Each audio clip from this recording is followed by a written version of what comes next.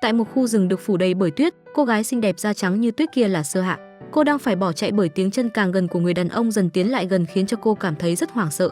Lúc này cô ấy đã tới bước đường cùng không còn đường chạy nữa. Đột nhiên cô bị trượt chân ngã xuống. Anh ta chạy đến cầm tay cô kịp thời nhưng lại buông đôi tay nhau ra, nhìn cô slow motion rơi xuống vực. Bỗng ánh trăng lập lòe, hình bóng cô gái dần tan biến. Thoáng chốc 10 năm đã trôi qua, năm nay là năm 2021 và cũng sẽ diễn ra sự kiện siêu trăng như 10 năm về trước. Ngày hôm nay, thiên tài lập trình nổi tiếng Winter đã ra mắt trò chơi mới sau 3 năm đã thu hút vô số đông đảo fan của anh đến tham dự. Sự kiện này hot đến nổi tìm để mua vé còn khó hơn xem concert hồng đen. Người ngồi trong ô tô này chính là Winter bí ẩn ấy, anh ta tên là Hứa Hiểu Đông. Trong lúc bắt đầu cho ra mắt trò chơi với mọi người thì đột nhiên tất cả các thiết bị điện tử dừng lại và bị nhiễu sóng. Mọi người cảm thấy rất hoang mang, Hiểu Đông đang bối rối tìm cách xử lý. Dưới ánh trăng mờ mờ ảo ảo bỗng lại có tuyết rơi, ánh hào quang rực rỡ chiếu vào anh Men và một cô gái xinh xẻo, ngọt ngào cùng theo bông tuyết mà rơi vào vòng tay của Hứa Hiểu Đông. Sơ Hạ do ảnh hưởng của siêu trăng nên cô đã xuyên không đến 10 năm sau. Lúc cô tỉnh dậy đã cho anh một cú tát sấm sét rồi chạy đi mất. Một người bạn của Hiểu Đông chạy siêu xe đến thông báo gì anh lại làm khùng làm điên ở nhà rồi. Sau đó anh lên xe để cho Hiểu Đông đèo về cùng. Anh bạn ngồi trên xe đã ước nguyện Nguyệt lão hãy ban cho anh ấy một cuộc gặp gỡ đẹp đẽ nhưng mà phải lãng mạn.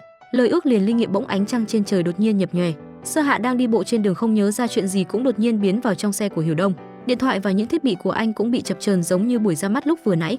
Cô tờ mờ ngồi dậy thì bị Hiểu Đông đáp đồ trúng đầu rồi bất tỉnh nhân sự. Hiểu Đông về tới nhà còn phải nghe dì mình luyên thuyên giới thiệu công việc khác. Dì anh còn rãnh rỗi đi kiếm chuyện với hàng xóm xung quanh khu anh sống. Dì ấy không biết rằng sự thật cháu trai mình lắm tiền đến mức nào. Dì chỉ biết rằng công việc hiện tại của anh là không kiếm được thu nhập tốt.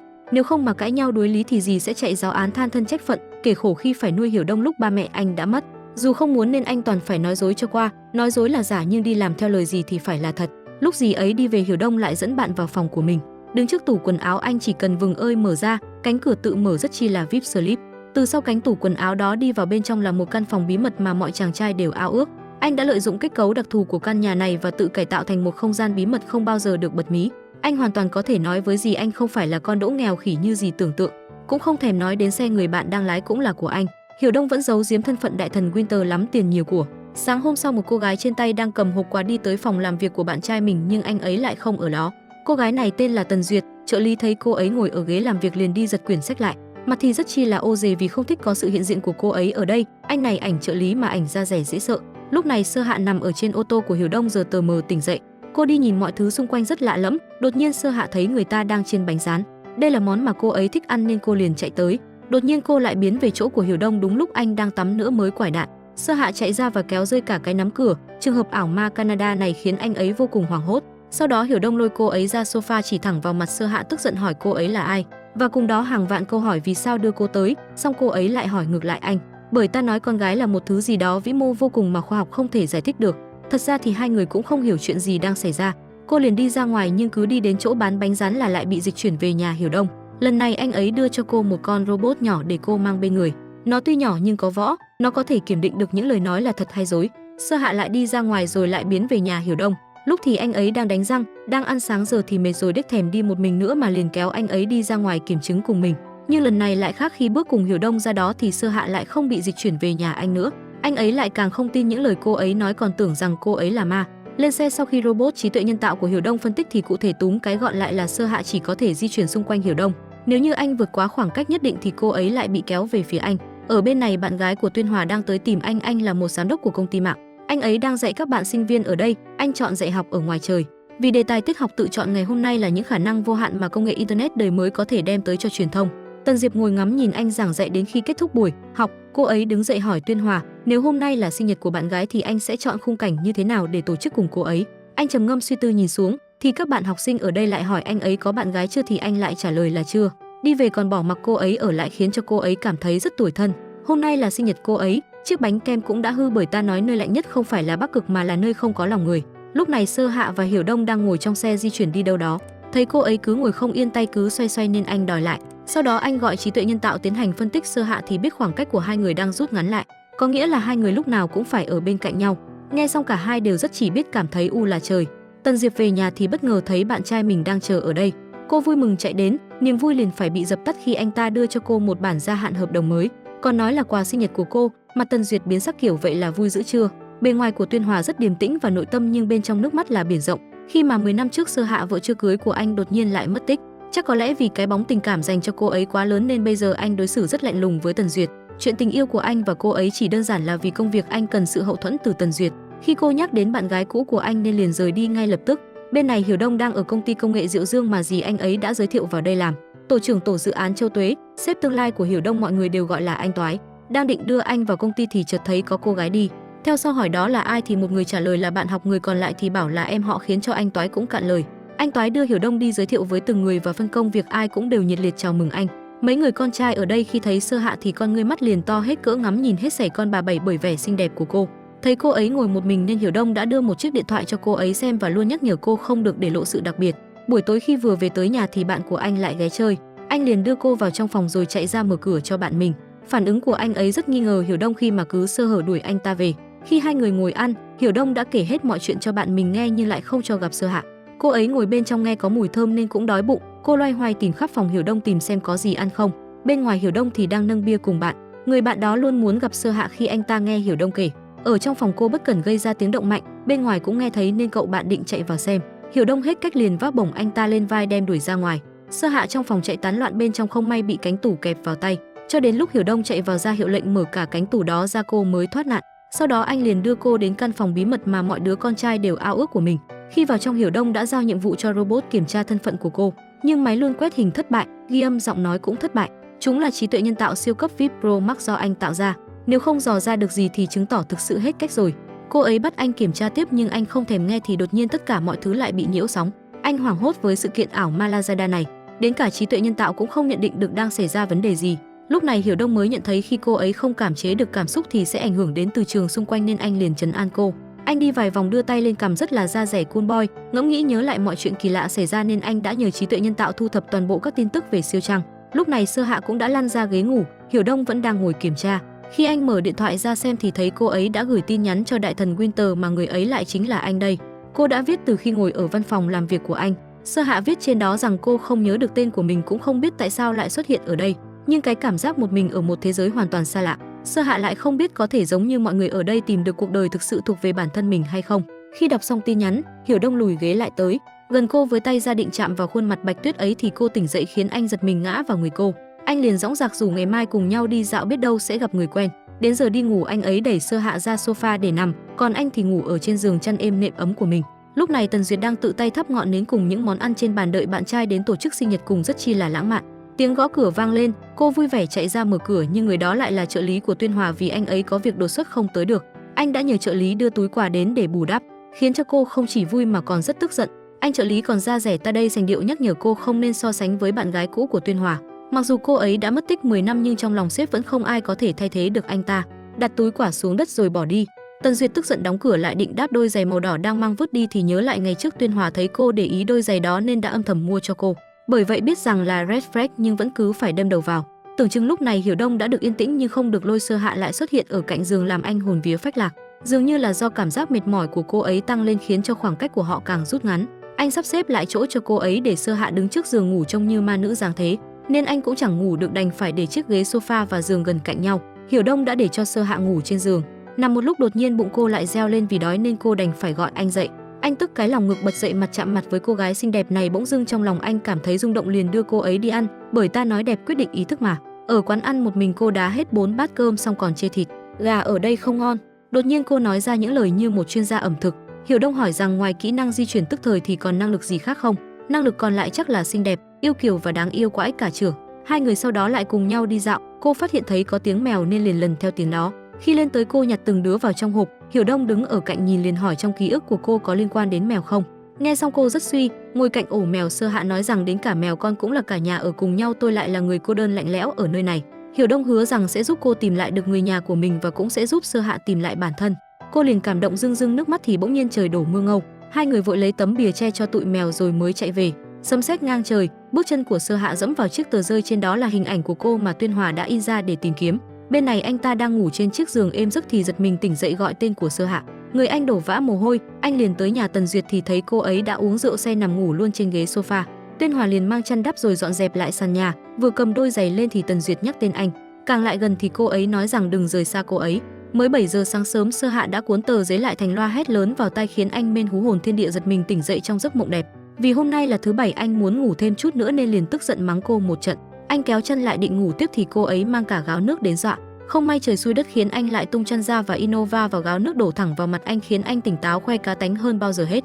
Anh đành phải bật dậy đưa cô ấy đi chơi, vừa ra ngoài cửa dạy cô ấy đạp xe nhưng không mấy khả quan nên anh lại phải chở cô đi dạo vòng quanh cùng nhau đi ăn kem, cùng nhau đi mua quần áo, đi chơi cả ngày cho đã đời. Về tới nhà hai người cũng đã mệt gần sấp mặt rồi mà anh bạn báo đời báo đóm lại ghé chơi. Lần này Sơ Hạ biết ý tự mình đi trốn, Hiểu Đông vừa đi ra mở cửa thì bị anh ta phun đống nước trong miệng lên mặt rất chi là mất vệ sinh nói là để trừ tà. Hiểu Đông liền tức giận túm cổ áo đuổi về nhưng anh ta vẫn tò mò về thủy thủ mặt trăng. Anh nhất quyết chạy vào nhà Hiểu Đông, còn vào tự nhiên như nhà mình mà nấu mì đổi vận cho anh. Hiểu Đông cầm gối đuổi chạy khắp nhà. Ngày hôm sau Sơ Hạ định gọi Hiểu Đông dậy đi ra ngoài tìm thân phận của cô nhưng hôm nay anh ấy phải làm công việc bán thời gian của mình. Sau đó Hiểu Đông đưa cả Sơ Hạ đi làm việc cùng mình. Anh hóa trang thành một nhân viên phục vụ mục đích là để điều tra về người đàn ông ria mép kia xem có phải là người đã ăn cắp bản quyền sáng chế của công nghệ Duy Nghị không. Lý Danh Vũ, một trong 8 cổ đông của công nghệ Tiểu Trư ban đầu. Hiểu Đông đang lén sao chép dữ liệu ở điện thoại của Danh Vũ lốt được 55% thì bước chân của người đàn ông kia chuẩn bị tới thì đột nhiên trong phòng sóng từ trường bị nhiễu do năng lực của Sơ Hạ mà ra. Pháo bông từ trên bắn xuống làm cứ như là Tết đến nơi, hai người kia rối loạn cũng là điều may mắn khiến cho Hiểu Đông sao chép dữ liệu thành công. Sau đó hai người bị quản lý ở đây mắng mỏ còn dọa báo cảnh sát, nhưng hắn nào biết công việc bán thời gian của Hiểu Đông ở đây cũng đã đếch cần nữa. Tên quản lý bắt anh phải đền bù thiệt hại, Hiểu Đông tuyên bố xin nghỉ việc liền rời đi, nhưng bị anh ta đẩy lại. Anh ấy nhẹ nhàng đỡ tay Sơ Hạ sợ rằng cô ấy sẽ bị ngã, bởi hành động good boy này đã khiến cho cô có chút sự rung động. Tên quản lý hách dịch đòi tiền thiệt hại, Hiểu Đông nói ít làm nhiều, liền rút thẻ đen quyền lực VIP Slip cho anh ta. Cầm chiếc thẻ trên tay hắn ta rất bất ngờ về cái độ giàu như thế này mà lại đi làm bán thời gian. Hết làm nhân viên ở đó, bây giờ anh lại chạy giáo án làm nhân viên của một quán cà phê. Anh để Sơ Hạ ngồi yên ở một bàn, rồi liền tiếp tục công việc. Bạn Hiểu Duệ còn dẫn cả bác sĩ tâm lý đến đây để kiểm tra cho anh để tư vấn. Anh cứ lẽo đẽo theo sau để khuyên bảo anh đi khám nhưng anh đã từ chối và không cần tư vấn. Hiểu Duệ liền ngồi xuống kể cho bác sĩ tâm lý đó nghe rằng anh ấy bị ảo giác về thiếu nữ ánh trăng, còn Sơ Hạ thì đang ngồi ở cạnh nghe được. Trong lúc Thu Ngân nhờ anh trông hộ thì anh lại lén sao chép dữ liệu máy tính ở đây. Chưa kịp sao chép xong thì đồng nghiệp của anh đã quay lại, anh liền đánh trống lảng chỉ vào món này bảo anh ấy làm cho Sơ Hạ đang ngồi ở đằng kia. Anh ấy liền giới thiệu rằng hôm nay quán mình có chương trình mua hàng sẽ được bốc trúng thưởng. Hiểu Đông bốc đại thì chúng luôn giải, đặc biệt là một con gấu to đùng, bởi dâu nó hay hên lắm các bạn. Cuối cùng cũng sao chép thành công, anh thao tác nhanh cái hen rút nó ra, rồi đi bê đồ mang ra cho Sơ Hạ, cùng đó là ôm theo một con gấu to hơn cả người đến cho cô. Mắt Hiểu Duệ trố ra nhìn, sau đó nói với bác sĩ rằng anh ấy không được ổn rồi. Hứa Hiểu Đông đối xử tốt với gái lạ còn tặng quà nữa, chắc chắn điều gì đó rất chi là tà ma ngoại đạo đang ám anh ta. Sơ Hạ ngồi ở bên cạnh nghe được anh ta gây hấn với mình liền nảy ra ý tưởng gì đó. Ở phía bên trong Hiểu Đông đang kiểm tra dữ liệu thì nơi này cũng không ăn cắp bản quyền sáng chế của công nghệ Duy Nghị. Quay ra nhìn Sơ Hạ thì không thấy đâu, lúc này cô ấy đang đi theo Hiểu Duệ để trả thù khi dám nói cô là thiếu nữ ác ma. Cô liền đặt tay lên mấy công tắc điện khiến cho bên trong bị rỉ nước cháy đèn. Hiểu Duệ cảm thấy rất sợ hãi, Hiểu Đông lúc này đi ra cô mới bỏ tay xuống. Hiểu Duệ chạy từ trong ra ngoài hoảng sợ ôm lấy anh, miệng cứ lẩm bẩm thiếu nữ ác ma, xong sau đó Hiểu Đông mới chỉ vào Sơ Hạ nói rằng chính là cô ấy đấy. Về tới nhà anh ấy giải thích chi tiết câu chuyện cho Hiểu Duệ nghe. Đúng lúc này thì dì của Hiểu Đông cũng ghé chơi. Tên của dì ấy là Thẩm Vi Vi, dì là quản gia bảo hiểm. Lúc dì ấy vừa đến thì thấy Sơ Hạ, liền vui mừng tưởng đó là bạn gái của cháu mình, cứ luôn miệng khen Sơ Hạ rất xinh đẹp. Cuối cùng người dì chốt hạ một câu thế làm luôn bạn gái của Hiểu Đông nhà dì nhé, khiến cho cô ấy bất ngờ. Dì Vi Vi cứ luyên thuyên nói chuyện kể cho Sơ Hạ nghe nhưng lại bị Hiểu Đông ngăn chặn lại để cho cô ấy đi về phòng. Sau đó dì Vi quay về vấn đề chính, nhờ Hiểu Đông tìm hiểu giáo sư Trần Mặc của Đại học Đồng Thành hỏi xem anh ta có bạn gái chưa. Một người đàn ông ấy vậy mà lại có thể tìm ra lỗi sai của dì khi đang thuyết giảng. Lúc này đang ở buổi thuyết trình, anh ấy đang bắt những lỗi sai đó khiến dì không còn lời nào để nói lại. Khi anh rời đi, dì Vi Vi đã cố tình đuổi theo đứng cạnh bậc cầu thang còn giả vờ ngã để cho anh ấy đỡ. Trở về căn nhà của Hiểu Đồng, Hiểu Duệ liền khen dì lợi hại, lần này chuẩn bị chinh phục được anh ấy trong mấy ngày đây, nhưng còn phải phụ thuộc vào kết quả điều tra sơ bộ của Hiểu Đồng. Vừa nghe anh liền từ chối ngay lập tức, nhưng Hiểu Duệ lại kéo anh lại nói rằng người ta là một nhà thiên văn, không chừng sẽ biết cách đưa Sơ Hạ trở về. Nghe vậy anh cũng đành phải đồng ý. Hiểu Đồng liền đi đến tìm anh ấy. Lúc này giáo sư Trần Mặc đang ở bên trong có vẻ như đang bị ốm. Thấy tiếng gõ cửa liền đi ra, Hiểu Đông cũng chỉ cầm một chiếc áo đi tới. Anh ta lại tưởng Thẩm Vi Vi gửi tặng cho mình chỉ để kéo anh mua bảo hiểm nên anh đẩy Hiểu Đông ra. Lúc này anh ấy liền kéo mạnh Sơ Hạ vào trong, do tác động hơi mạnh nên khiến cô ấy tức giận, mất quyền kiểm soát làm cho các bóng đèn ở xung quanh nhấp nháy. Giáo sư đứng thẫn thờ nhìn cô, liền đưa vào kiểm tra. Ở bên ngoài đã có một người đứng nghe lén cuộc nói chuyện này.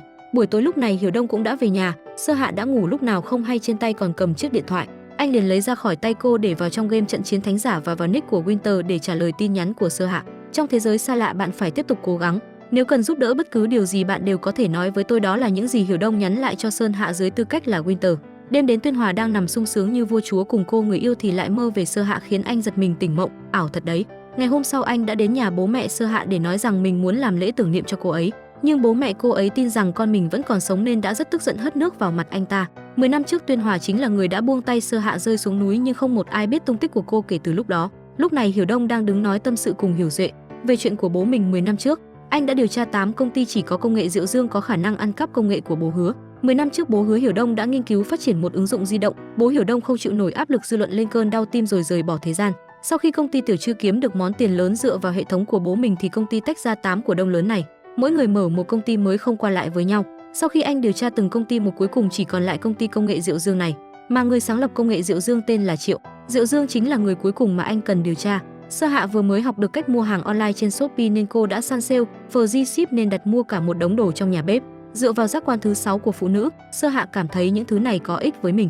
Hiểu Đông liền nói trước đây anh nhìn thấy cô ấy nhìn một vài đồ dùng trong nhà bếp và nhớ ra nhiều điều, nên để giúp cô mau chóng tìm ra thân phận của mình, cũng có thể mau chóng thoát khỏi cục nợ xinh xẻo này nên anh đã mua hết rồi. Vừa nghe xong Sơ Hạ liền bất ngờ muốn đi xem, sau đó Hiểu Đông dẫn cô ấy đi xem. Trước chỗ này là một phòng trang trí đồ theo sở thích của mình, nhưng anh đã sửa lại thành một phòng bếp trông rất sạch sẽ xinh xắn, còn có đầy đủ các tiện nghi đồ dùng. Sơ Hạ cảm thấy rất thích thú. Một lúc sau cô ấy đã đi làm bánh cho hai người ăn. Hiểu Đông và Hiểu Duệ chỉ đứng cầm lon bia áp lên mặt lắc đầu nghi ngờ nhân sinh. Anh Mên tuyệt tình đẩy anh bạn thân lên thử trước, bàn tay run run cầm chiếc bánh đưa lên miệng ăn thì anh bạn phải khen đáo để vì nó rất ngon.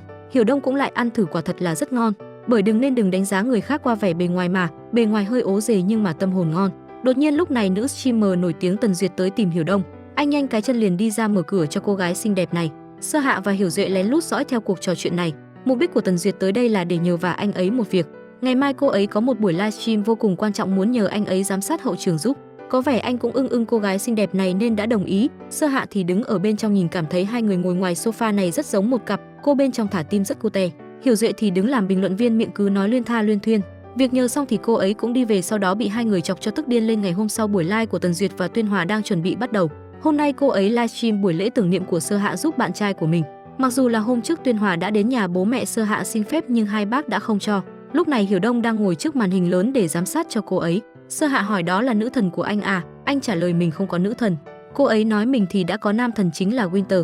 Nghe vậy anh liền mỉm cười. Trong lúc ngồi giám sát buổi livestream lễ tưởng niệm, hai người đột nhiên thấy trên ảnh người đó chính là Sơ Hạ. Hiểu Đông liền gọi AI lập tức kiểm tra xem có khớp không. Sau khi quét liền đã xác nhận thông tin liên quan, tỷ lệ khớp là 100%.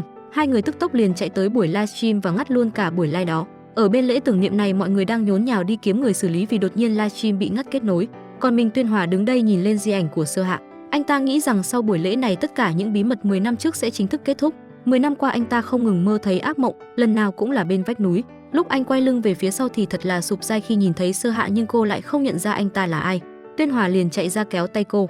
Đúng lúc Hiểu Đông chạy vào đã lôi cô ra xe, giờ thì cô cũng đã biết tên của mình là gì. Sau đó Hiểu Đông lại đưa cô về nhà bố mẹ. Vừa về tới nhà thấy mẹ cô ấy đang đứng nói chuyện cùng hàng xóm ở bên ngoài. Sơ Hạ gọi một tiếng mẹ, bà ấy quay ra nhìn, cô ấy cũng chạy tới gần thì mẹ cô liền ngất đi, phải gọi xe cấp cứu. Do trên người và đã lắp máy đo nhịp tim và có lẽ là cảm xúc của Sơ Hạ làm ảnh hưởng rồi. May là kịp thời đưa bà tới bệnh viện. Lúc này đang ở trong phòng bệnh, bác sĩ thông báo rằng bà đã không sao, nhưng chỉ có Hiểu Đông ở đây theo dõi cùng gia đình Sơ Hạ. Lúc mẹ cô tỉnh dậy chỉ muốn đi gặp Sơ Hạ. Bố của Sơ Hạ thấy vợ mình đang như vậy, anh đành phải giả vờ nói rằng bây giờ mình sẽ đi tìm con gái. Đi ra ngoài cửa phòng cùng Hiểu Đông, ông ấy đã kể rằng mình có một cô con gái đã mất 10 năm nay. Có lẽ là vì quá nhớ con bé tin của mẹ Sơ Hạ lúc nào cũng không khỏe. Mấy năm trước đã lắp máy đo nhịp tim, bà ấy đã luôn nói trái tim này của mình nhất định phải đập để đợi con gái rượu trở về. Người bố đã rất đau lòng rồi khóc nghẹn lại. Hiểu Đông liền an ủi bác ấy. Khi rời khỏi bệnh viện, anh đã đến đưa cho Sơ Hạ xem video bố mẹ mình ở trong bệnh viện. Hai người đang đi bộ trên bờ biển. Bây giờ từ trường của Sơ Hạ không được ổn định nên không thể vào thăm mẹ được.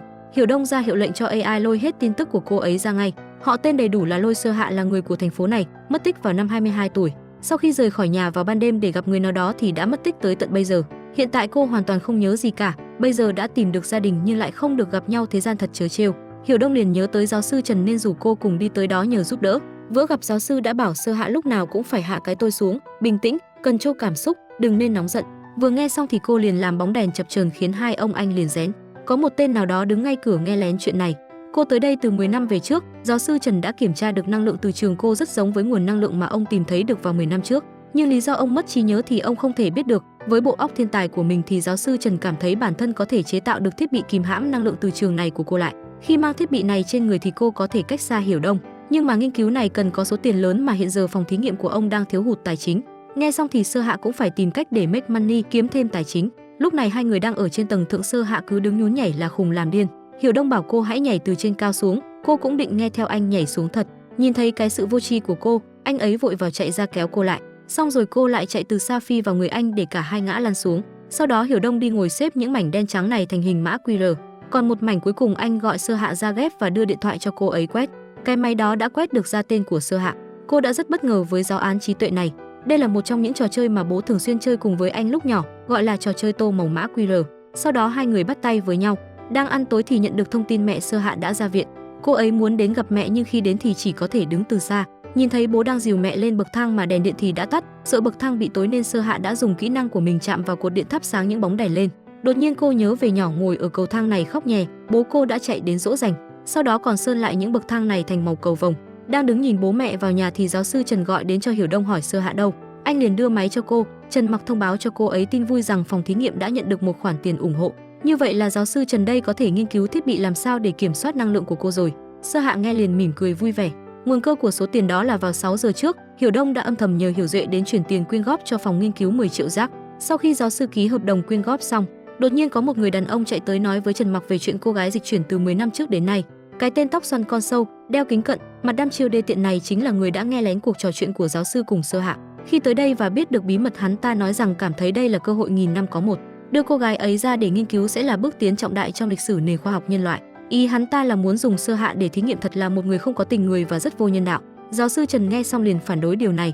Lúc này bố của Sơ Hạ đến báo một tin vui cho vợ. Hiểu Đông nghe nói sức khỏe chồng bà không tốt, nói vừa hay lại nhìn thấy ở gần thành phố có một viện dưỡng lão đang tổ chức hoạt động chăm sóc sức khỏe công ích. Tất cả mọi kinh phí đều do quỹ công ích của nhà thiết kế trò chơi Winter chi trả nên đã xin giúp cho họ. Không ngờ lại được thông qua, hai người vô cùng vui vẻ liền đi dọn dẹp đồ đạc. Lúc này Sơ Hạ đang ngồi chơi game thì nhận được một thông báo bố mẹ mình được hỗ trợ đến viện dưỡng lão đó, liền quay ra khoe cho Hiểu Đông. Cô không biết rằng đằng sau những lợi ích vương giả đó là chính anh ấy đã giúp sau lưng, nhưng anh đây vẫn giả vờ cool boy như không biết gì. Mặt khác Tuyên Hòa đang lo lắng và cho người đi tìm Sơ Hạ khắp nơi. Trong lòng anh ta lúc nào cũng ám ảnh hình bóng của cô ấy, mặc kệ bạn gái mình đang bên cạnh tận tâm săn sóc. Lúc này Sơ Hạ đang về thăm nhà của cô cùng Hiểu Đông, nhân lúc bố mẹ đã chuyển qua viện dưỡng lão nghỉ dưỡng. Theo trực giác cô và nhớ lại chỗ để chìa khóa của nhà mình rồi vào bên trong một cách dễ dàng. Vào tới bên trong, trên kệ có vài tấm hình của cô hồi nhỏ rất là yếu đang. Hiểu Đông xem tấm hình đó liền bật cười. Đây là phòng của Sơ Hạ, bài tập làm văn thời tiểu học của cô bố mẹ vẫn còn giữ rất kỹ. Đi lại xung quanh nhà cô vẫn chưa nhớ được gì. Sau đó Hiểu Đông liền đưa cô đến một nơi của một người mà người đó chính là best friend của Sơ Hạ. Đúng lúc tới nơi thì cô ấy đang bị chủ cho thuê nhà đòi lại nơi này. Khi cô ấy nhìn thấy Sơ Hạ liền chạy tới ôm cô thật chặt, nói nhớ rất nhớ cô. Sơ Hạ phản ứng lại bằng cách chẳng thể nhớ ra cô gái vô tri này là ai. Cô ấy là Viên Viên, còn nơi này là cửa hàng Lập Hạ Thực Quang mà cả hai người đã cùng nhau mở. Viên Viên liền đưa hai người vào trong nói chuyện. Cô ấy thắc mắc tại sao hai người lại gặp nhau. Hiểu Đông nói rằng mình là người đã nhặt cô ấy từ trên trời rơi xuống về. Song anh cũng thắc mắc lại cô gái trước mắt đây có phải là Viên Viên thật không, khi mà ảnh trước đây của cô ấy nó lạ lắm. Đó là bức ảnh tiền sử của cô trông khác xa với bây giờ. Viên Viên liền cố gắng giành lại. Cô ấy và Sơ Hạ từ tiểu học đến cấp 3 rồi lại đến đại học chưa từng cách xa nhau, dù là lúc yêu đương hay thất tình còn cùng Viên Viên đi bán da ua cùng chị Thảo Top nữa. Trong lúc đưa Sơ Hạ đi xem lại quán thì Tuyên Hòa lại tới đây. Anh ta nói mình là bạn trai của Sơ Hạ từ 10 năm trước và là người hiểu rõ về cô nhất, còn nói rằng có thể lấy lại quá khứ được cho cô. Hiểu Đông dường như không tin anh ta cho lắm nên kéo Sơ Hạ đi về. Ngày hôm sau khi cô ấy đang ngồi ở trong phòng làm việc ở công ty cùng Hiểu Đông, Tuyên Hòa đã gửi tin nhắn và một tấm hình chụp cùng cô thời còn là sinh viên, hẹn ngày mai 1 giờ chiều gặp nhau ở trường, không gặp không về. Cô phân vân cũng muốn tới đó xem thế nào. Hôm nay Hiểu Đông cũng được lên làm chính thức. Khi cô đưa tin nhắn của Tuyên Hòa cho anh xem thì anh ấy đã không thích và không muốn đưa cô ấy đi. Sơ Hạ liền dùng kỹ năng thượng thừa là từ trường của mình để đe dọa bắt anh trai này phải đưa mình đi. Ngày hôm sau khi đưa cô ấy đến trường cũ gặp Tuyên Hòa, anh ta đưa cô đến dưới gốc cây khi trước hai người thường xuyên tới, đến nơi mà khi xưa Sơ Hạ tỏ tình anh ta theo lời của anh ta kể. Hiểu Đông đứng bên cạnh nghe mà cũng nhức cái đầu với anh trai sơ hở là Fred này. Đến cả thư viện hai người thường xuyên ngồi chỗ này nhưng khi lên thì cô ấy lại không ngồi. Bên này giáo sư Trần đang ngồi cầm chiếc vòng tay mà anh đã nghiên cứu dành cho Sơ Hạ rồi ngồi cười khoái chí bởi bản thiết kế vĩ đại của mình. Giáo sư liền cất vào hộp gọi điện thông báo cho Hiểu Đông ngày mai đến lấy. Giáo sư Trần mặc mới bước ra khỏi phòng thì có một tên hay nghe lén đi ra lấy chiếc vòng ở trong thư viện. Sơ Hạ thì đang đi tìm sách nấu ăn, còn Tuyên Hòa và Hiểu Đông đang tranh nhau lấy một quyển sách. Lúc cô ấy đang trên đường về nhà, cô ấy cảm thấy rằng hôm nay đến trường học cô vừa không nhớ gì mà còn cảm thấy dường như một chút rung động cảm xúc cũng chẳng có. Cô nghi ngờ không biết Tuyên Hòa có phải bạn trai cũ của mình không, bởi xét theo lý mà nói hai người yêu nhau sâu đậm khi gặp lại chắc chắn phải có tí cảm giác rung động trong trái tim. Ngồi trên chiếc xe đạp, Hiểu Đông và cô cười nói rất vui vẻ, rất hồn nhiên. Buổi tối hai người đến cửa hàng để set up lại cùng Viên Viên. Đột nhiên Viên Viên nói rằng khi Sơ Hạ trở về thì cửa hàng lại sắp hot trở lại nữa rồi. Vì trước kia cửa hàng của hai người siêu hot luôn, tất cả đều là nhờ bánh ngọt thương hiệu nụ hôn mùa hạ của Sơ Hạ trên. Nhưng cô ấy cảm thấy rất khó hiểu vì chẳng nhớ được gì. Đột nhiên Viên Viên nhớ ra rằng trước đây một ngày trước khi Sơ Hạ mất tích, cô ấy đã làm một giấc nụ hôn mùa hạ đặt ngay ở vị trí Hiểu Đông đang đứng. Sau đó thì Sơ Hạ liền ra ngoài nói với Viên Viên là có một vị khách rất quan trọng đã đặt trước và anh ta sẽ tới lấy. Sơ Hạ hôm đó rời đi gặp ai đó và dường như đã không quay về, nhưng mà hôm đó Viên Viên đã đợi tới rất muộn. Đến lúc cửa hàng đóng cửa cũng chẳng có ai tới lấy. Sơ Hạ liền nghĩ rằng có khi nào mình mất tích có liên quan đến vị khách đó. Nhưng bây giờ nhiệm vụ quan trọng nhất là nhanh chóng mở lại cửa tiệm này. Vấn đề nan giải nhất lúc này là chưa đủ kinh phí. Đột nhiên Hiểu Duệ xuất hiện trong bộ đồ như một idol top trinh trong. Ngạo nghễ bước tới nói rằng mình có tiền, hiên ngang làm màu thì bị vấp phải sợi dây ngã xuống đất. Anh ấy ngước lên nhìn thì thấy gương mặt xinh đẹp của Viên Viên. Cảnh tượng ấy đã hút hồn trái tim của anh. Có vẻ như anh đã trúng tiếng sét ái tình rồi. Trước đó Hiểu Đông đã gọi điện cho Hiểu Duệ tới đây để âm thầm giúp đỡ Sơ Hạ, nhưng lại dưới danh nghĩa là đại thần của Winter của trận chiến thánh giả muốn đầu tư vào lập Hạ Thực Quang thôi. Viên Viên và Sơ Hạ đã cảm thấy rất bất ngờ khi nhận được số tiền, lại càng thêm ngạc nhiên về cái độ hào sảng của người giàu. Nhưng Sơ Hạ lại không đồng ý nhận vì số tiền khá lớn, liền bảo Hiểu Đông đưa điện thoại cho mình để nhắn cho Winter, nhưng Hiểu Đông trước đó đã tính toán từ trước và đã nhắn để cô không ngại mà chấp nhận. Ngày hôm sau hai người đến chỗ của giáo sư Trần để lấy chiếc vòng. Tên uốn tóc con sâu hay nghe lén hắn ta đã đứng từ chiều và hắn đã tạo lỗi cho chiếc vòng kia. Ở bên ngoài mọi người đang rất hào hứng khi có chiếc vòng này, vì có chiếc sau này cô có thể sẽ không làm ảnh hưởng đến các thiết bị điện tử, cũng sẽ không cần phải ở trong một phạm vi khoảng cách với Hiểu Đông nữa. Cô được tự do như gió, nhưng cũng không thể mừng vội như vậy, bởi vì nó hiện tại chỉ có thể tạm thời kiểm soát năng lượng của Sơ Hạ thôi, vẫn chưa hoàn thiện thể để cô ấy ổn định ở trong thế giới này. Nói cách khác, Sơ Hạ vẫn có thể sẽ biến mất. Nghe xong mọi người lại buồn thiu. Sau đó hai người đã đi ra ngoài thử đi tách nhau ra xem có hiệu nghiệm không. Lúc này đang đi ở ngoài đường, Hiểu Đông đưa cho cô ấy một chiếc điện thoại mới mà anh đã chuẩn bị. Sau khi Hiểu Đông dặn dò xong, cô liền vội chạy tách anh ra để thử nghiệm. Mỗi người một nơi, cuối cùng thì hai người cũng có thể tách rời nhau. Sơ Hạ tự do rồi, vừa đi hai người đều cảm thấy trong lòng trống rỗng. Đột nhiên Tuyên Hòa lại tới lái xe tới để lai cô đi. Hiểu Đông quay lại thấy vậy liền chạy theo nhưng không kịp. Anh ta đưa cô ấy đến bờ biển và nói rằng có thể sẽ tìm lại ký ức cho cô. Hai người đang đứng trước một cái cổng đang đóng. Tuyên Hòa liền trèo lên đó rồi với tay xuống định lôi cô lên, nhưng thực ra cánh cổng không khóa mà có thể mở ra được. Bởi dị hay ra rẻ để rồi chi, cứ vô chi vậy mà lại hay. Hai người liền gây ra bãi biển đứng nghe tiếng còi. Anh ta liền đưa chiếc video của cô từ 10 năm trước khi đứng ở đây cho cô ấy xem. Thế nhưng Sơ Hạ cũng chẳng thể nhớ ra điều gì từ bố mẹ hay là tình yêu của mình.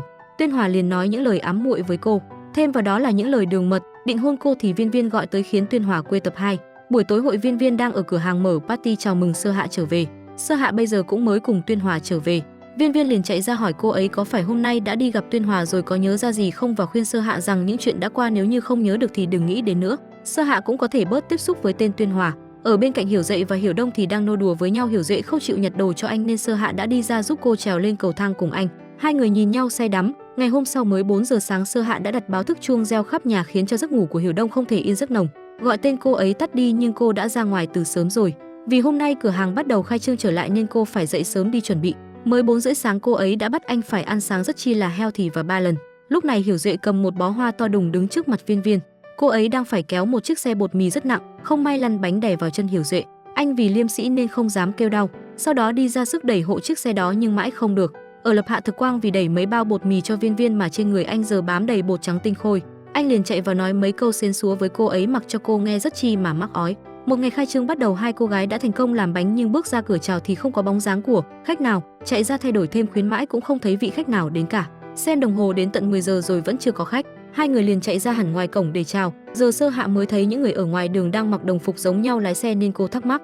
Viên Viên nói rằng đó là dịch vụ giao đồ ăn, chính là giao đồ đến tận nơi cho khách hàng. Đột nhiên Sơ Hạ cũng nghĩ ra phương án làm như vậy. Có một người đi tới Sơ Hạ, người tưởng rằng là khách đến mua, nhưng anh ta chỉ vào để hỏi đường. Sơ Hạ bây giờ đã bất lực lắm rồi. Sau đó Viên Viên đã hướng dẫn về dịch vụ giao đồ ăn cho cô ấy nghe. Đương nhiên thì cửa hàng của hai người cũng có thể làm dịch vụ này nhưng cần phải có món đặc sắc nổi tiếng mới được. Đột nhiên Sơ Hạ nhớ đến nụ hôn mùa hạ là món đặc sắc của tiệm nhưng cô vẫn chưa nhớ ra làm món đó như nào. Hai người đang ngồi bàn bạc thì đột nhiên Hiểu Duệ lại tới còn nói rằng hôm nay sẽ bao hết toàn bộ bánh mì của cửa hàng. Sau đó bị Viên Viên bắt đứng trước cổng để chào hàng. Anh ấy cứ liên tục nói mấy lời xến xúa rất chi là binz và bị cô ấy đánh cho tỉnh. Đột nhiên Sơ Hạ muốn đến gặp Tuyên Hóa để hỏi xem anh ta có biết công thức nụ hôn mùa hạ hay không. Hiểu Duệ đang ở đây nghe thì liền báo tin cho Hiểu Đông. Sơ Hạ cũng đến công ty của Tuyên Hòa. Anh ta nói rằng mình vẫn nhớ công thức nhưng với hai điều kiện là sau khi làm xong chiếc bánh thì phải cho anh ta một phần. Điều kiện thứ hai là phải đi ăn cùng anh ta. Sau đó Sơ Hạ đã đồng ý hai điều kiện đó. Lúc này Hiểu Đông đang đi làm ở trong công ty, thông tin của Hiểu Duệ vừa báo cứ văng vẳng trong đầu anh. Sơ Hạ nhà anh sắp đi hẹn hò với bạn trai cũ nối lại tình xưa rồi. Lúc này Tuyên Hòa đã dẫn cô ấy đến một nhà hàng sang trọng, nói rằng đây là một nơi khi trước Sơ Hạ từng muốn đến nhưng lại chưa được tới đây bao giờ. Sơ Hạ liền cảm thấy nghi ngờ nhân sinh. Anh ta nói tiếp, có rất nhiều cặp đôi đều chúc mừng ngày kỷ niệm của họ ở đây hồi đi học. Sơ Hạ rất muốn cùng Tuyên Hòa tới đây hẹn hò nhưng mà cả hai người đều không có đủ tiền để vào đây. Sơ Hạ cũng lấy tiền đi làm thêm của mình để giúp đỡ anh ta. Lúc đó chuyện hai người hay làm nhất là đứng trước cửa nhà hàng này lật từng trang menu của họ để xem. Cho nên hôm nay Tuyên Hòa mới cố ý đưa cô đến đây để bù đắp lại tiếc nuối thời đại học. Sơ Hạ nghe thì nghe nhưng cũng chẳng thể nhớ và cảm nhận được gì. Đột nhiên có một nhân viên vô tình chiếc đĩa vào đầu cô. Lúc này Hiểu Đông đang ở công ty, mấy người đồng nghiệp cứ luôn nhắc tới Sơ Hạ. Đột nhiên điện thoại của anh ấy có thông báo thẻ tín dụng của mình đang bị trừ tiền tại nhà hàng luxury kia. Mọi người xung quanh nói rằng đó là một nhà hàng dành cho các cặp đôi hẹn hò. Hiểu Đông liền suy nghĩ lo lắng và lập tức rời đi. Lúc này ở nhà hàng hai người đang chuẩn bị đi về. Sơ Hạ hỏi anh ta về công thức thì anh ta lại không nói cho cô ấy biết, còn nói đây là đáp án. Bởi vì lúc trước anh ta có hỏi Sơ Hạ về công thức nhưng cô lại không nói rõ đầu đuôi, chỉ nói là yêu là ánh mặt trời chiếu rọi lên người em. Cô ấy liền cảm thấy bàng hoàng ngỡ ngàng bật ngửa khi nghe câu trả lời này. Anh ta lại hỏi đầu cô có bị sao không, rồi đột nhiên kéo cô ấy đến bệnh viện để kiểm tra. Thực ra là lúc vừa ngồi ăn anh ta đã biên sẵn kịch bản, cố tình sai người va chạm vào đầu cô để bây giờ lấy cái cớ đó đi khám cho cô. Ở bệnh viện anh ta cứ liên tục hỏi về trí nhớ của cô ấy có thể phục hồi lại không. Bây giờ Sơ Hạ cũng đã quay trở về tiệm bánh của mình, kết quả của việc đi gặp Tuyên Hòa để hỏi công thức cũng thật là công cốc. Hứa Hiểu Đông vừa đến mặt anh ấy có vẻ rất đăm chiêu, chưa kịp nói gì thì Sơ Hạ giơ tay đầu hàng nói rằng mình đã quẹt thẻ của anh ấy, nhưng anh ấy mục đích tới đây chỉ để hẹn cô tới chỗ giáo sư Trần để kiểm tra lại. Hai người cùng nhau tới trung tâm Thiên Văn, giáo sư Trần đang kiểm tra cho cô ấy thấy chỉ số vẫn bình thường và rất ổn. Khi Trần Mặc nhắc nhở cô ấy là giữ gìn vòng tay cẩn thận đừng đi nơi nào lạ chưa xác nhận được thì Hiểu Đông liền vỗ tay tán thành. Ba người đang nói chuyện thì đột nhiên có một người chạy đến vẻ mặt rất nghiêm trọng, hóa ra là gì vì đến cô ấy cứ bám đuôi giáo sư Trần.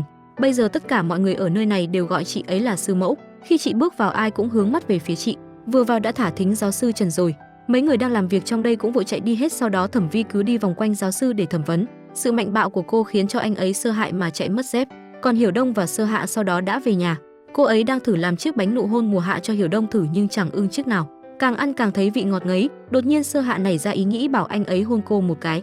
Thế thì không hay đâu, cô ấy liền đưa miệng của mình về phía anh nhắm mắt lại. Chân tay Hiểu Đông cũng không yên một chỗ, nhẹ nhàng hôn lấy cô. Cả căn phòng những con robot cũng rung động theo. Kết quả cô ấy đã thành công nhớ lại công thức nhờ vào cách khá là lời. Ở tiệm bánh Sơ Hạ đã làm cho mọi người thử, ai đều cũng cảm thấy rất ngon. Viên Viên cảm thấy rất vui mừng vì giống y hệt 10 năm trước. Sau đó cô đã thắc mắc tại sao lại nhớ lại được. Ánh mắt Sơ Hạ từ từ nhìn về phía Hiểu Đông rất chi là ngại ngùng. Cả hai người đều ngượng. Hiểu Duệ ăn thử một miếng đột nhiên nhận ra nó giống vị bánh mình đã từng ăn ở nhà Hiểu Đông. Đó là chiếc bánh mà bố anh ấy đã mua vào ngày sinh nhật cho anh ấy. Hôm nay Sơ Hạ đem bánh mình mới làm đến để đưa cho Tuyên Hòa. Khi hỏi nhân viên ở đây cần đến phòng của anh ta thì luôn bị từ chối. Đột nhiên gặp cậu trợ lý ở đây nên cô đã đưa cho anh ấy cầm giúp. Vừa đi ra cửa đi về thì Tần Duyệt cũng mới đến, nhìn thấy cô ấy liền chạy tới bắt chuyện. Tần Duyệt còn định đe dọa cô không được tới gần Tuyên Hòa nhưng thực chất Sơ Hạ cũng chẳng muốn và nói tôi từ bỏ rồi và thực sự chưa từng nghĩ đến việc quay lại, cũng chẳng có chút quan hệ nào cả. Nói xong Sơ Hạ ngạo nghễ rời đi. Tần Duyệt cũng cảm thấy rất hoang mang. Lúc này Tuyên Hòa đang ngồi ăn thử chiếc bánh mà Sơ Hạ đã làm, anh ta cũng nhận ra vị của chiếc bánh này rất giống 10 năm trước. Thực sự anh ta không muốn cô ấy lấy lại ký ức trong quá khứ. Trong lúc Sơ Hạ đang đi trên đường gọi điện cho Hiểu Đông, có một tên đứng ở trên tầng lầu theo dõi cô. Không may hắn còn làm rơi chậu cây suýt trúng đầu Sơ Hạ. Sau đó Sơ Hạ đã nghi ngờ rằng có người đang đi theo mình. Vừa về tới nhà mới hỏi Viên Viên đằng sau có ai đi sau không. Trong lúc Sơ Hạ định đi giao hàng thì Tuyên Hòa đến mua một đống quà tặng cho cô. Thấy cô ấy đang định đạp chiếc xe đi giao hàng, anh ấy liền có ý định đưa cô ấy đi. Trong lúc đi giao hàng đã có người quay lại đoạn phim Tuyên Hòa đi giao hàng cùng cô đăng lên mạng xã hội với tiêu đề là anh trai mưa ấm áp giao hàng giúp chủ tiệm. Đoạn video được tải lên đã nổi lên khắp nền tảng mạng xã hội. Tần Duyệt xem được cảm thấy rất bức xúc. Đoạn video đó đã được tất cả mọi người trong thành phố biết, đến mấy anh bạn đồng nghiệp của Hiểu Đông trong công ty cũng biết, chỉ trừ anh Mên là không. Thấy mọi người đang bàn tán xôn xao nhắc đến tên Sơ Hạ là anh Mên liền đến xem. Sợ rằng anh ấy sẽ tổn thương khi xem video này nên đã cố giấu không cho xem. Đột nhiên chị gái ngồi đối diện đưa video ra khoe lại, còn khen rằng trợ lý nhà người ta đẹp trai còn tốt hơn cả bạn trai. Thấy vậy Hiểu Đông đã trở thành một SAD boy, liền đi ra đội, chiếc mũ áo hút đi lên đầu. Lúc này anh ấy liền biến hình tượng của mình như một đại minh tinh, sáng loáng, cool ngầu. Hiểu Duệ đã đứng đợi ở bên ngoài cùng chiếc xe sang trọng. Lúc này Sơ Hạ cũng mới về tới tiệm bánh. Sau khi Tuyên Hòa đã rời đi, Viên Viên liền nhắc nhở rằng để tên Tuyên Hòa này giúp đỡ tuyệt đối không phải chuyện đơn giản. Sau đó đưa đoạn phim trên mạng cho Sơ Hạ xem, có thể độ hot của đoạn phim này là do anh ta tự trả tiền mua.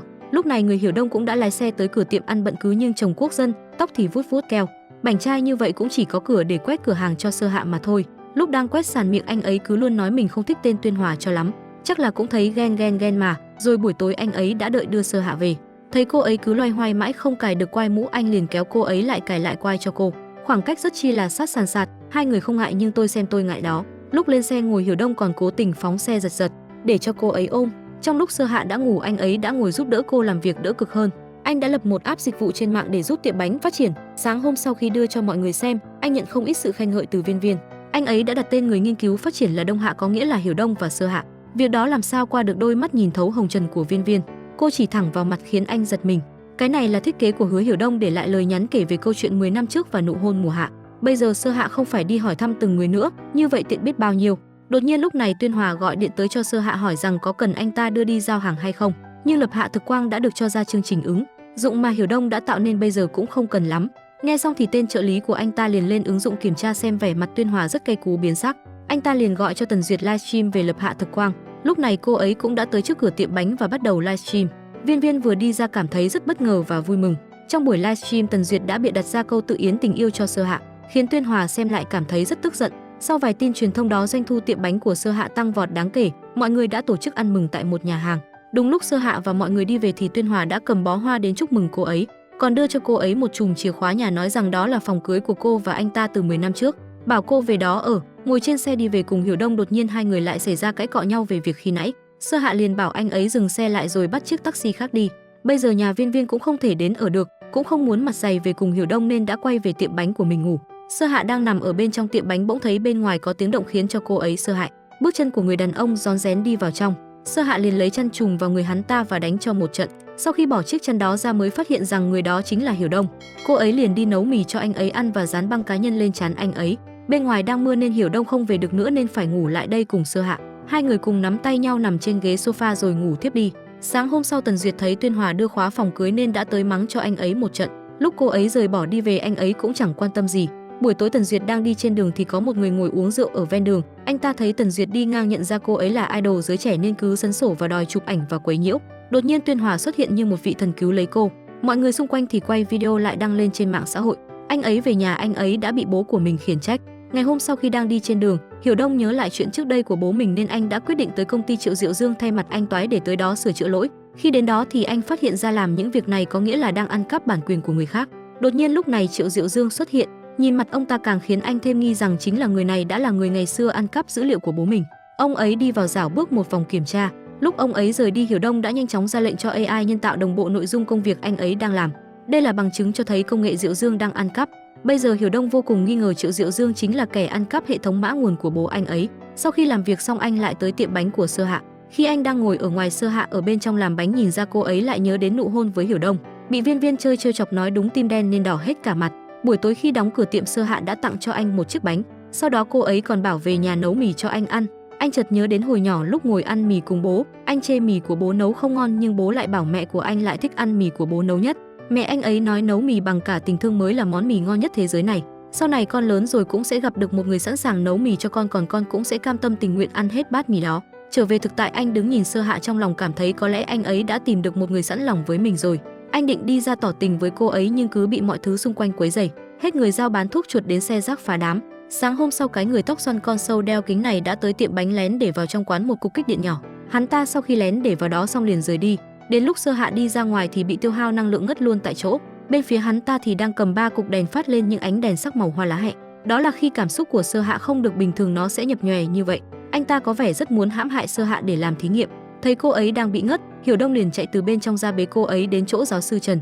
Sau khi đến đây, giáo sư Trần Mặc đã phát hiện bên trong chiếc vòng đeo trong tay cô ấy có chứa một thứ nhỏ kỳ lạ được lắp trong đó. Giáo sư đang đưa cho Hiểu Đông xem. Ban đầu chiếc vòng này được sử dụng để điều khiển từ trường, nhưng sau khi có thêm cái này lại biến thành tự động phát tán năng lượng ra bên ngoài. Trong lúc giáo sư Trần chế tạo vòng tay, người có thể tiếp xúc đồng thời đổi vòng tay có lẽ là người của nội bộ. Sau đó giáo sư liền đi kiểm tra xem đó là ai. Khi học trò uy tín của Trần Mặc bước vào thì ông liền phát hiện ra. Hiểu Đông nghe liền tức giận và muốn đánh cho anh ta một trận lên bờ xuống biển. Nhưng giáo sư đã ngăn cản lại và muốn tự giải quyết học trò của mình. Lúc này chỉ còn 2 thầy trò, Trần Mặc đã mắng cho anh ta một trận nhưng cậu ta càng sỗ sàng phách láo. Vương Dịch Tân đây là cậu học trò mà giáo sư tâm đắc nhất, nhưng có lẽ lần này cậu ta đã mắc sai lầm quá ngớ ngẩn rồi. Khi giáo sư bảo hắn ta đến xin lỗi Hiểu Đông và Sơ Hạ, cậu ta cũng chẳng chịu nhận sai về mình. Ở tiệm bánh lúc này Hiểu Duệ đang bị Viên Viên tra tấn nói sự thật về Sơ Hạ nhưng anh ấy không nói nên mới bị kẹp một đống trên người và cả miệng. Quả là một nam tử hán đại trượng phu. Sơ Hạ và Hiểu Đông cũng đã về được sự cho phép của Sơ Hạ nên Hiểu Duệ mới dám nói thật. Trông cô ấy rút những chiếc kẹp trên người Hiểu Duệ ra mà xót thương làm sao. Sau khi nghe kể chuyện về Sơ Hạ, Viên Viên đã rất xúc động, liền ôm lấy cô bạn thân của mình khóc nức nở. Hôm nay thấy Sơ Hạ bị ngất, chắc là mệt lắm nên Viên Viên đã rủ cô ấy tối nay về nhà mình ở và chăm sóc cho Sơ Hạ. Nhưng giờ vòng tay của cô ấy giờ cũng đã bị mất rồi, không thể cách Hiểu Đông quá xa, có đi xa tới đâu cũng sẽ quay về bên cạnh anh ấy. Nghe vậy Viên Viên liền rủ Hiểu Đông tối về nhà mình ngủ ở ghế sofa, sau đó đã dẫn mọi người đến chỗ ở của mình. Hiểu Duệ cứ lẽo đẽo đòi ở chung nhưng Viên Viên không cho. Cô đưa Sơ Hạ đi tham quan căn nhà nhỏ này. Buổi tối hai người ngồi tâm sự bằng giác quan thứ 6. Cô ấy đoán là Hiểu Đông rất thích Sơ Hạ. Cô ấy là người đầu tiên bỏ phiếu ủng hộ cả hai tay, hai chân. Ở bên ngoài hai chàng trai phải nằm ngủ ở ghế sofa. Hiểu Duệ liền bật dậy khuyên Hiểu Đông tỏ tình với Sơ Hạ, nhưng anh ấy thấy bây giờ vẫn không phải là lúc tỏ tình. Nghe theo trên mạng nói rằng bầu bạn mới là lời tỏ tình chân thành nhất. Đến đêm Sơ Hạ và Hiểu Đông đều không ngủ được nên anh đã đem theo cả lốc bia ra ngoài uống cùng cô. Đột nhiên cô ấy nói nay mình đã nhớ ra được một chuyện. Sau khi cô ấy ngất, trong đầu xuất hiện ra một số cảnh tượng cô nhìn thấy mình cứ chạy mãi, ở phía sau luôn có người đuổi theo cô. Cứ thế chạy rồi chạy đến vách núi ngã xuống, anh ta bắt được tay cô nhưng lại buông tay ra. Sơ Hạ không biết đây là ký ức hay là ảo giác nữa. Thấy cô ấy than rằng không ngủ được nên anh liền bỏ điện thoại ra đọc mấy thứ vô tri khiến cô ấy ngủ thiếp đi. Sáng hôm sau, sau khi buổi họp của Tuyên Hòa kết thúc, bố anh ta đã gọi đến mắng mỏ anh vì cuộc họp các nhà đầu tư hôm nay không hề suôn sẻ và đúng như kế hoạch đề ra. Nhiều năm nay sự nghiệp của Tuyên Hòa không hề khởi sắc, không được như mong muốn của bố nên ông ta đã bắt anh phải dọn dẹp đồ đạc về nhà. Anh ta chỉ đành lực bất đồng tâm mà tức giận. Buổi tối ở nhà thì anh ta overthinking, cầm tấm hợp đồng trên tay anh buộc phải ký vào đó để làm việc ăn cắp bản quyền công nghệ. Lúc này tâm trạng của anh ta không được tốt, Tần Duyệt tới nói những lời ám muội với anh ta liền xả hết muộn phiền bằng cách trao nụ hôn cho cô ấy. Ngày hôm sau Hiểu Đông đưa Sơ Hạ tới gặp bác sĩ tâm lý để kiểm tra, anh chỉ đứng nép ở cửa bên ngoài. Sau khi bác sĩ Điền Vũ thôi miên xong thì biết được kết quả đó chính là ký ức cô ấy đều là thực, nhưng vẫn cần phải có thêm nhiều ký ức nữa mới có kết luận chính xác. Buổi tối trong lúc Sơ Hạ đang ngủ thì những ký ức lại hiện lên trong đầu cô khiến trong phòng này những ánh sáng liền bị chập chờn. Sáng hôm sau mới thức dậy, Sơ Hạ cảm thấy đói nên vội chạy ra ngoài mua bánh rán, nhưng vừa chạy ra tới nơi thì cô lại bị dịch chuyển về và rơi thẳng vào người Hiểu Đông. Sau đó hai người lại đến nhà của Sơ Hạ. Hiểu Đông mở trong ngăn kéo thì phát hiện ra có một chiếc máy quay phim, vừa xem được một đoạn thì không xem được nữa nên hai người liền đem nó đi sửa. Nhưng bác sửa chữa ở đây nói rằng đây là đồ cổ hỏng rồi thì bỏ đi thôi, chỉ cần lắp cục pin phù hợp vào thì sẽ dùng được, nhưng đã lâu rồi loại pin này không còn sản xuất nữa nên rất khó để tìm. Sau đó Hiểu Đông liền chụp lại ảnh chiếc máy quay phim, thông báo lên game để tìm kiếm linh kiện của máy quay với danh xưng là Winter. Sau đó có rất nhiều người chơi trong trận chiến thánh giả gửi về tiệm bánh rất nhiều đồ linh ta linh tinh. Hiểu Duệ và Hiểu Đông cùng nhau bắt tay vào tìm kiếm chiếc pin trong đống hộp này. Còn Viên Viên và Sơ Hạ thì đứng bên trong đang rất hoang mang về chuyện này. Tại sao Winter lại biết chuyện máy quay, và cuối cùng hai người đã sinh nghi Hiểu Đông chính là đại thần. Sau khoảng thời gian dài, Hiểu Duệ cũng tìm thấy chiếc pin liền chạy vào trong mở phim lên xem. Khi xem xong Sơ Hạ cũng chẳng nhớ được điều gì, chỉ biết rằng hồi nhỏ trong mình rất đáng yêu cute phô mai que mà thôi. Nhờ việc vô tri này mà cô ấy thắc mắc nhưng sao Winter biết được chuyện này. Nghe xong Sơ Hạ liền nhắn tin cảm ơn Winter. Lúc này hai anh em Hiểu Đông đang đứng ở ngoài mở tin nick của Winter ra xem thì Viên Viên đi tới, nghi làm trò gì mờ ám trên điện thoại. Cô ấy đã bắt Hiểu Duệ mở điện thoại của mình lên thì bất ngờ tưởng rằng Hiểu Duệ là Winter. Sau đó anh đã đi lên nói rõ mọi chuyện cho Viên Viên biết. Lúc này Hiểu Đông cầm mấy tấm vé lên rủ mọi người đi chơi, nhưng tình hình của Viên Viên đang rất là căng thẳng. Hiểu Duệ đứng cạnh Sơ Hạ khi bị cô ấy giận, sau đó Hiểu Duệ phải nói rằng mình bị phạt kiểu gì cũng chịu. Vậy là Viên Viên cũng đồng ý. Lúc này cả bốn người cùng nhau đến khu vui chơi. Viên Viên cứ cầm súng bắn dí theo người Hiểu Duệ, anh sợ chạy tới ngã xuống. Còn Hiểu Đông và Sơ Hạ ngồi trên đu quay cười nói rất vui vẻ. Ở trong khu vui chơi đột nhiên Viên không thấy Hiểu Duệ ở đâu. Cô Sơ Hạ gọi ầm ĩ tên anh ấy lên. Lúc này anh ấy đã đứng từ phía sau nói những lời tỏ tình với cô ấy. Viên Viên liền cảm động chạy tới hôn anh ấy thật nồng cháy. Tiếng pháo hoa dập trời, cảnh tượng trông rất lãng mạn. Sơ Hạ và Hiểu Đông cũng ngồi cùng nhau ngắm khám pháo hoa rất vui vẻ. Sáng hôm sau hai người lại đến phòng của bác sĩ tâm lý. Cô bác sĩ đã góp ý rằng khi ở bên những người thân từng tiếp xúc thân mật với cô sẽ có thể giúp cô lấy lại được ký ức. Sau đó Sơ Hạ liền tới gặp Tuyên Hòa, bạn trai cũ của mình, nhờ anh ta giúp. Nhưng anh ta lại lúng túng và sợ rằng Sơ Hạ có thể lấy lại được quá khứ. Sau khi nói chuyện cùng anh ta xong, Sơ Hạ cùng Hiểu Đông tới công ty của mình. Sau nhiều ngày không tới đây, mấy bạn đồng nghiệp trong đây đều rất vui và hào hứng khi được gặp gái xinh Sơ Hạ. Mọi người đều chuẩn bị sách đọc và cả đồ ăn. Trong lúc Hiểu Đông đang làm việc, cô ấy đã ngồi chụp lại. Sau khi tan làm, Tuyên Hòa đã hẹn Sơ Hạ ra đây ngồi. Đây chính là nơi mà 10 năm trước anh ta đã cầu hôn cô ấy. Bây giờ anh ấy đưa cho Sơ Hạ xem cuốn nhật ký và còn chuẩn bị cả nhẫn cầu hôn với cô ấy. Nhưng Sơ Hạ liền từ chối và trả lại chùm chìa khóa mà anh ta đã đưa cho. Lúc này đang trên đường trở về nhà, Tuyên Hòa đã quá cay khi mình bị từ chối lời cầu hôn, ảnh quê quá hóa thẹn. Ngày mai bố mẹ Sơ Hạ rời khỏi viện nghỉ dưỡng trở về. Hiểu Đông mới nhận được tin thông báo đó liền lấy nick của Winter nhắn cho cô. Buổi tối khi đang đi dạo, vẻ mặt của cô ấy rất buồn vì chiếc vòng tay đã không còn nên Sơ Hạ không thể đến gặp mẹ được nữa. Hiểu Đông muốn giúp bảo vệ cô ấy và gia đình nên anh đã gọi cho giáo sư Trần giúp đỡ. Giáo sư nhanh chóng gửi cho anh bộ đồ ổn định từ trường có thể tạm thời giúp Sơ Hạ trước khi vòng tay mất tác dụng. Sáng hôm sau Sơ Hạ vừa mới thức dậy đi ra ngoài thì thấy cảnh tượng Hiểu Đông đang ngồi cạnh bộ đồ gấu bông để ngủ, cảm thấy rất khó hiểu. Anh đã nhét bộ đồ ổn định từ trường vào trong con gấu này để cho cô ấy vừa mặc không bị dị biệt vừa có thể che giấu thân phận của cô lại không để ảnh hưởng đến tình trạng sức khỏe của mẹ. Nghe xong Sơ Hạ liền vui sướng ôm con gấu. Sau đó Hiểu Đông đã giúp cô mặc bộ đồ đi. Ra ngoài ai cũng nhìn cô ấy rồi bật cười, cứ như là tâm điểm của những vụ cười. Sau đó kéo cô ấy đến sân ga đón cô chú, ngồi trên xe cùng bố mẹ về nhà. Sơ Hạ đã rất xúc động. Đến bữa ăn cô đã chỉ những món ăn mà hồi nhỏ con gái của cô chú thích ăn. Nhớ tới con gái cô chú không khỏi xúc động mà khóc. Sơ Hạ liền tới an ủi bố mẹ, có điều cô ấy lại không được để lộ thân phận của mình cho bố mẹ biết. Đột nhiên lúc này Sao Chổi khó ưa Tuyên Hòa tới nhà. Anh ta vừa nhìn đã biết rõ người trong bộ đồ gấu chính là Sơ Hạ nên Tuyên Hòa đã cởi bỏ chiếc đầu gấu đó xuống. Sơ Hạ liền chạy đi, bố mẹ cô ấy cũng đuổi theo nhưng bây giờ tâm trạng của cô ấy đang rất hỗn loạn. Hiểu Đông liền tung cú đấm uất hận cho anh ta một khá thốn. Sơ Hạ lúc này đang rất sợ hãi, chưa dám đối mặt với bố mẹ cô ấy đều đang rất xúc động khi thấy con gái. Biết con gái mình đang có vướng mắc trong lòng, chú ấy liền trấn an lại vợ và dặn dò với Hiểu Đông phải chăm sóc cho cô ấy thật tốt. Buổi tối khi đang trên đường trở về, cô ấy đang rất buồn và chỉ muốn gặp bố mẹ, nói cho bố mẹ hết tất cả sự thật trên, kể cả việc rơi xuống vách núi bị hại và những gặp gỡ bất ngờ 10 năm nay. Sơ Hạ không muốn mang nguy hiểm cho bố mẹ nhưng lại rất muốn nói với họ rằng mình vẫn còn sống. Cô không muốn để người cô yêu nhất đắm chìm trong đau khổ. Hiểu Đông liền quay xe về nhà cô chú nói hết tất cả sự thật. Sơ Hạ chỉ biết đứng ở bên ngoài không kìm được cảm xúc, đành phải đi vào trong gặp bố mẹ. Người mẹ liền ôm con thật chặt. Mặt khác lúc này Tần Duyệt đang bị ép uống rượu. Tuyên Hòa biết được chuyện liền tới đảm đám bao vây cho cô ấy, xích ra con gậy của tao giờ nếu không muốn chuyển nhà, bề dài 2 mét bế ngang 1 mét rưỡi. Khi hai người vừa đi ra ngoài liền hôn nhau đắm đuối. Ngày hôm sau thấy Hiểu Đông đang cầm chiếc vòng tay, Sơ Hạ liền giành lấy để đeo, từ giờ lại được tự do rồi. Lúc này Hiểu Đông và anh Toái đang giả danh tri thức để vào phòng máy chủ, nhưng khi vừa mới bước đầu anh Toái đã rút lui bỏ lại Hiểu Đông. Anh đành lom rom bước đi vào thì không biết thẻ từ này để mở vào phòng nào. Đến phòng thứ 3 Thiên Thời Địa Lợi Nhân Hòa, may là mở được, anh đã vào bên trong và sao chép lại dữ liệu. Lúc này Sơ Hạ đang ở nhà ra lệnh cho AI nhân tạo về thông tin của mình và phát hiện ra Tuyên Hòa đã nói dối cô về chuyện nhà hàng bán đảo. Nó báo rằng đã sai lệch thông tin, bởi vì 10 năm trước lúc đó nhà hàng đó chưa có. Còn anh ta bên này vừa mới làm chuyện chăn gối cùng Tần Duyệt. Tần Duyệt đi ra ngoài nấu món cho anh ta ăn thì điện thoại anh ta nhận được thông báo máy chủ đang bị xâm nhập, mã nguồn đã bị phá giải. Lúc anh ta trả lời tin nhắn, Tần Duyệt lại gần khiến anh ta có tật giật mình. Sáng hôm sau cả công ty công nghệ của Hiểu Đông đang nhún nhào khi bị người của Tiểu Dương tới kiểm tra tất cả máy tính và điện thoại của mọi người. Ở trong nhà vệ học sinh, anh Toái bị Hiểu Đông chơi cho phát sợ. Lúc này Vương Dịch Tân đã tới công ty của Tuyên Hòa và nói hết mọi chuyện cho anh ta nghe. Mới đầu bảo vệ đã ngăn cản anh ta lại, nhưng khi nhắc tên Lôi Sơ Hạ thì Tuyên Hòa đã cùng anh ta về một nhà hàng. Cuối cùng anh ta cũng đồng ý cấu kết với Dịch Tân để cho anh ta lấy Lôi Sơ Hạ làm thí nghiệm.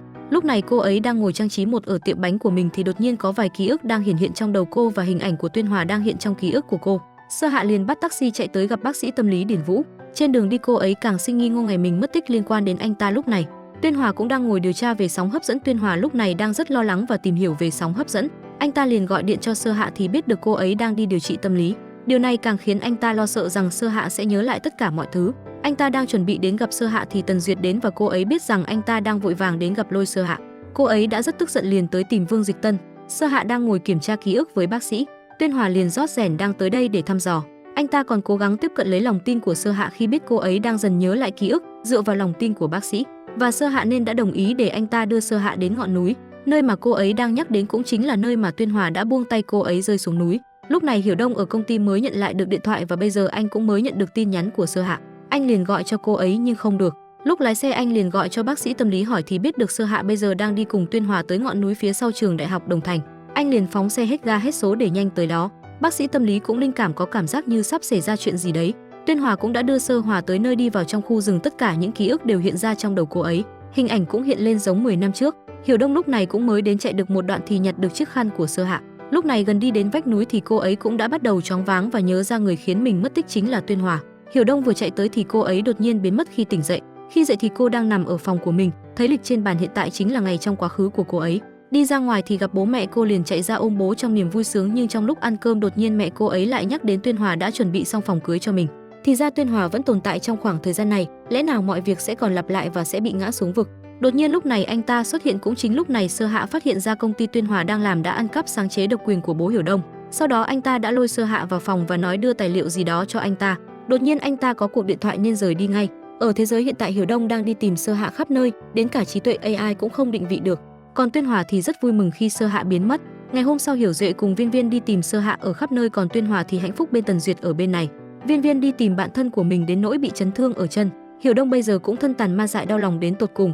Khi người mình yêu bỗng dưng biến mất, không còn cách nào khác ở nhà, anh chỉ biết hỏi AI nhân tạo. Sau khi mở chiếc rèm này nhìn vào trong căn phòng, nhớ lại những điều bố đã nói với anh lúc nhỏ. Sau đó Hiểu Đông gạt đi giọt nước mắt và đã nhận ra chân lý của 10 phương chư Phật.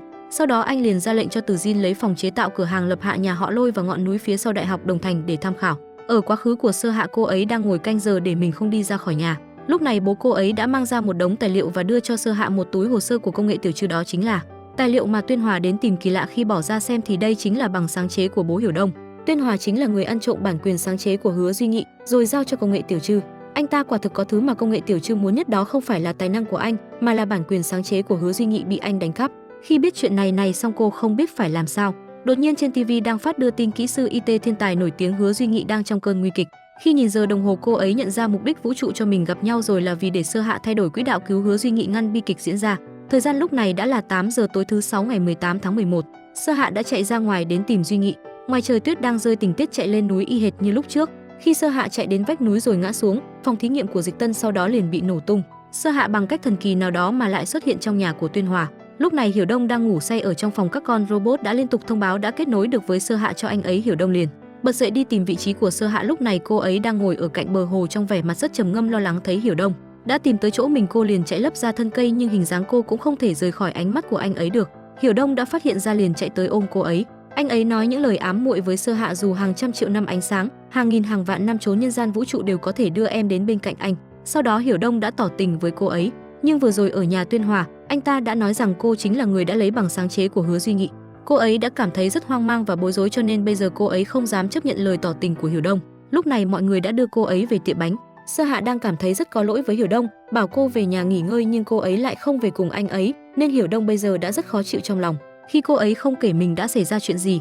Lúc này Tần Duyệt phi xe tới gặp Phương Dịch Tân rất gấp gáp. Khi anh ta mở cửa bước ra, trên mặt thì đen xì do vụ nổ. Sau khi nghe tin từ cô ta rằng Sơ Hạ sáng nay đã xuất hiện ở nhà Tuyên Hòa, anh ta đột nhiên vui sướng thấy rằng mình đã thành công rồi đi vào. Sơ Hạ lúc này đang ngồi nhớ lại những lời Tuyên Hòa nói, trong lòng cảm thấy bất an. Cô ấy liền gọi điện cho bác sĩ tâm lý, hẹn gặp cô ấy càng nhanh càng tốt vì tâm trạng tâm lý của cô đang xấu nên bác sĩ đã dặn cô phải đi cùng người nhà. Sơ Hạ liền gọi cho Tuyên Hòa đi cùng mình. Lúc này Hiểu Đông đang đấm bốc giải sầu đời vì quá khó chịu.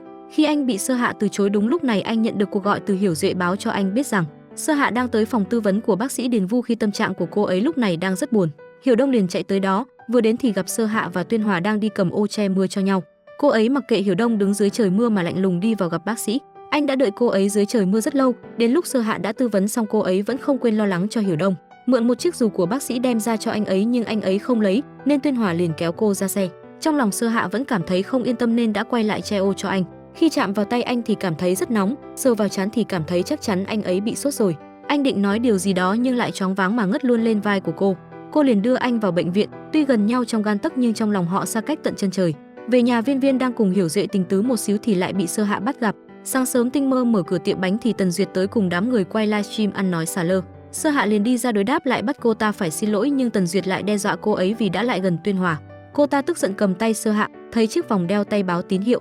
Tần Duyệt cũng đã biết bí mật của cô ấy nên liền vứt chiếc vòng đó đi. Khi đó Sơ Hạ đã vô tình chạm tay vào dòng điện khiến cho tất cả mọi người bỏ chạy toán loạn. Có người độc mồm độc miệng nói cô là người ngoài hành tinh, nhưng đã tất cả sau đó đã bị đuổi hết ra ngoài. Anh nhân viên cũng nhanh tay khóa cửa lại không cho mọi người vào trong. Lúc tinh thần Sơ Hạ đang tuyệt vọng nhất thì Hiểu Đông đã xuất hiện bế cô ấy ra ngoài, chạy đi đến một nơi không ai nhìn thấy. Cũng chính lúc này Sơ Hạ đã cần phô mọi chuyện cho anh ấy biết mình là hung thủ đã hãm hại bố anh ấy. Hiểu Đông đã đứng hình không biết phải làm sao. Về tiệm bánh, Sơ Hạ kể mọi chuyện cho bạn thân và Hiểu Duệ nghe. Viên Viên không tin là bạn mình đã làm như vậy. Cô ấy không quan tâm về bằng chứng mà Tuyên Hòa đã cho Sơ Hạ xem là gì. Dù gì thì Viên Viên cùng cô ấy lớn lên bên nhau từ nhỏ và hiểu cô ấy không thể nào là người như vậy. Viên Viên luôn tin tưởng cô ấy vô điều kiện, nhưng giờ Sơ Hạ cũng không biết phải làm sao để đối mặt với Hiểu Đông. Lúc này anh ấy đang ngồi chơi game, chợt nhớ ra ngày trước bố anh ấy đã từng nói anh phải tin vào trái tim của mình, lần lượt khắc phục từng khó khăn của cuộc đời. Trong lúc Hiểu Đông đang buồn bã, Hiểu Duệ liền xuất hiện rủ anh ấy uống bia chơi game. Khi Hiểu Duệ hỏi anh ấy là thực nghĩ Sơ Hạ là hung thủ hãm hại chú Hứa hay sao, Hiểu Đông chỉ im lặng không nói gì cả, mặt ủ rũ. Lúc này Viên Viên đang mang những món đồ của hai người họ khi còn nhỏ thường hay chơi, có cả cuốn nhật ký và cả những tấm hình. Viên Viên kể rằng cấp 2 Sơ Hạ nhận một bằng khen, đó là bằng khen giúp người là niềm vui. Lên đại học Sơ Hạ lại là hội trưởng hội sinh viên, hơn nữa trong thời gian đại học cô ấy tích cực giúp đỡ các câu lạc bộ, tham gia các hoạt động, tổ chức các bữa tiệc. Khi ấy tất cả mọi người đều cực kỳ quý mến Sơ Hạ cho nên Viên Viên rất tin tưởng bạn mình. Khi xem mấy bức ảnh, đột nhiên Sơ Hạ nhận ra có vài tấm đã bị cắt bớt đi một nửa, nhưng điều quan trọng nhất bây giờ của cô ấy là chứng minh mình trong sạch. Lúc này Tần Duyệt đang ngồi trang điểm thì nghe tin đã có một cô gái thay cô livestream. Còn nghe nói đó là sếp vệ đã tự mình sắp xếp và hủy Tần Duyệt livestream. Cô ấy liền cau mày chạy tới chỗ Tuyên Hòa làm mình làm mẫy, hỏi cho ra hình ra hài. Cô chỉ trách mắng anh ta, khi hai người đang tranh cãi thì có người vào đưa cho Tuyên Hòa bản tài liệu của Hiểu Đông. Ông ta chỉ điều tra ra anh ấy là một tên vô dụng nhưng Tuyên Hòa lại không tin rằng như vậy. Ông ấy vẫn cho rằng Hiểu Đông vẫn không có năng lực gì. Khi ông ấy rời đi, Tuyên Hòa nhìn vào bản tài liệu vẫy gọi cho người khác điều tra lại càng sớm càng tối. Hiểu Đông đang ở nhà đứng suy nghĩ thì nhận được cuộc gọi đến từ lễ tân của công nghệ Diệu Dương. Công ty thông báo cho anh tới công ty đó một chuyến buổi tối. Hiểu Đông cũng đã tới công ty, nhận được thông tin rằng mình đã bị sa thải khỏi công ty.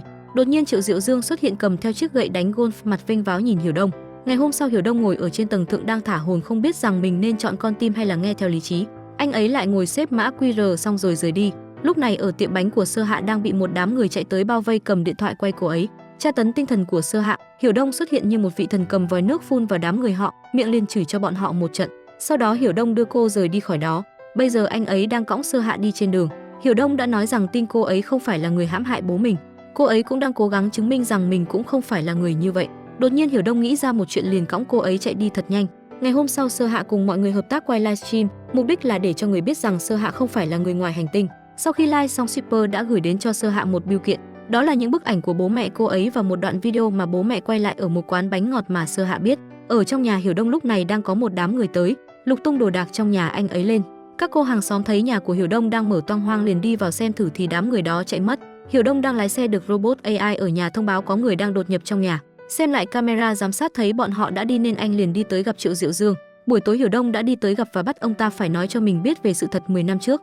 Hiểu Đông cho ông ta 24 giờ để nói ra vì trong tay anh ấy đang nắm giữ bí mật thầm kín của công ty ông ta. Triệu Diệu Dương lo sợ liền gọi cho Tuyên Hòa thông báo. Tuyên Hòa liền cử người đi theo dõi Hứa Hiểu Đông, Triệu Diệu Dương và cả Sơ Hạ. Hiểu Đông đang trên xe cùng Hiểu Duệ, anh ấy biết rằng mình đã điều tra 10 năm qua đến bây giờ vẫn chưa có chứng cứ xác thực, nhưng ông ta đã điều tra ra anh là con trai của Hứa Duy Nghị rồi, nếu như cứ tiếp tục trốn tránh sẽ chỉ rơi vào ngõ cụt. Ngày hôm sau Hiểu Đông đứng uống cà phê cùng Hiểu Duệ ở ngoài trời. Anh ấy dặn dò rằng không được để cho Sơ Hạ biết. Lúc này Viên Viên cùng Sơ Hạ đi đến căn nhà tịch thu thế nợ đắt nhất năm 2011 để điều tra. Khi mà Viên Viên cầm điện thoại của bạn trai nên mới biết rằng chút nữa Hiểu Đông sẽ tới đây. Thế nhưng bảo vệ ở đây không cho hai cô gái vào. Khi thấy xe ô tô sang xịn đi tới nên bảo vệ cho đi vào. Luôn thì ra người trên xe chính là Hiểu Đông và Hiểu Duệ. Anh ấy đã lùi xe lại cho hai người lên xe đi vào. Khi vào trong Hiểu Đông liền cài đặt một hệ thống nắm bắt động thái, chỉ cần nhà anh ta có động tĩnh thì sẽ có tín hiệu.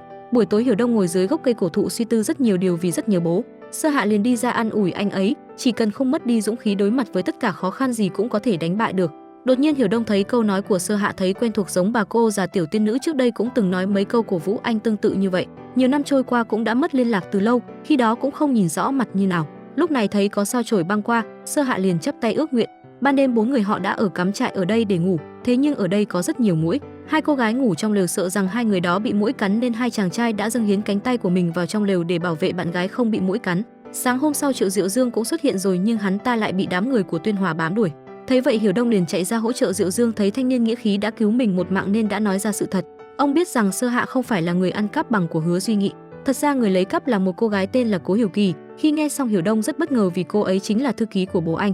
Lúc này tay của Hiểu Đông đã bị chấn thương chảy máu rất nhiều, Sơ Hạ liền đưa anh ấy tới bệnh viện. Sau khi bác sĩ kiểm tra nói rằng anh ấy phải khâu 18 mũi, trong lúc anh ấy phải khâu vết thương, Sơ Hạ liền đi tới gặp Tuyên Hòa để nói chuyện cho ra lẽ. Nhưng anh ta lại khiến cho Sơ Hạ tức giận, cô liền đáp chiếc vòng tay xuống dọa cho anh ta một phen.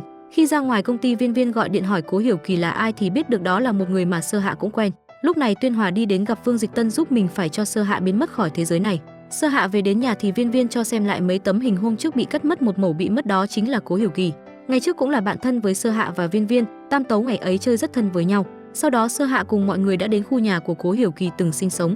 Nghe tin mấy ông đang ngồi chơi cờ ở đây rằng cô ấy đã bị tai nạn qua đời cách đây 8 năm rồi. Buổi tối Sơ Hạ về nhà Hiểu Đông ngủ nhưng anh ấy cứ có cảm giác không được thoải mái, giả vờ ngủ nhưng bị cô ấy cù nách đến khi dậy thì thôi. 2 ngày sau mới sáng sớm Sơ Hạ cứ ngồi thở dài bởi vì thấy Hiểu Đông cứ có cảm giác hơi xa cách. Viên Viên thấy vậy liền khuyên cô ấy tỏ tình với Hiểu Đông, làm bánh kem để gián tiếp tỏ tình anh ấy, khi đem ra thì bị Hiểu Duệ lấy thìa ăn mất một phần chữ khiến cho anh ấy không hiểu lầm. Buổi tối cũng bị Hiểu Duệ phá mất không gian, sau cùng liền bị Viên Viên và Sơ Hạ nhốt vào trong hộp di động. Anh ấy liền đưa cho Sơ Hạ 2 vé triển lãm công nghệ mà Hiểu Đông thích để nhằm lấy công chuộc tội. Sơ Hạ liền đi tới gặp anh ấy đưa vé triển lãm đó cho anh ấy, trông anh có vẻ rất háo hức nhưng lại bảo rằng còn một vé để rủ Kim Hiểu Duệ đi cùng làm cô ấy mất cả hứng.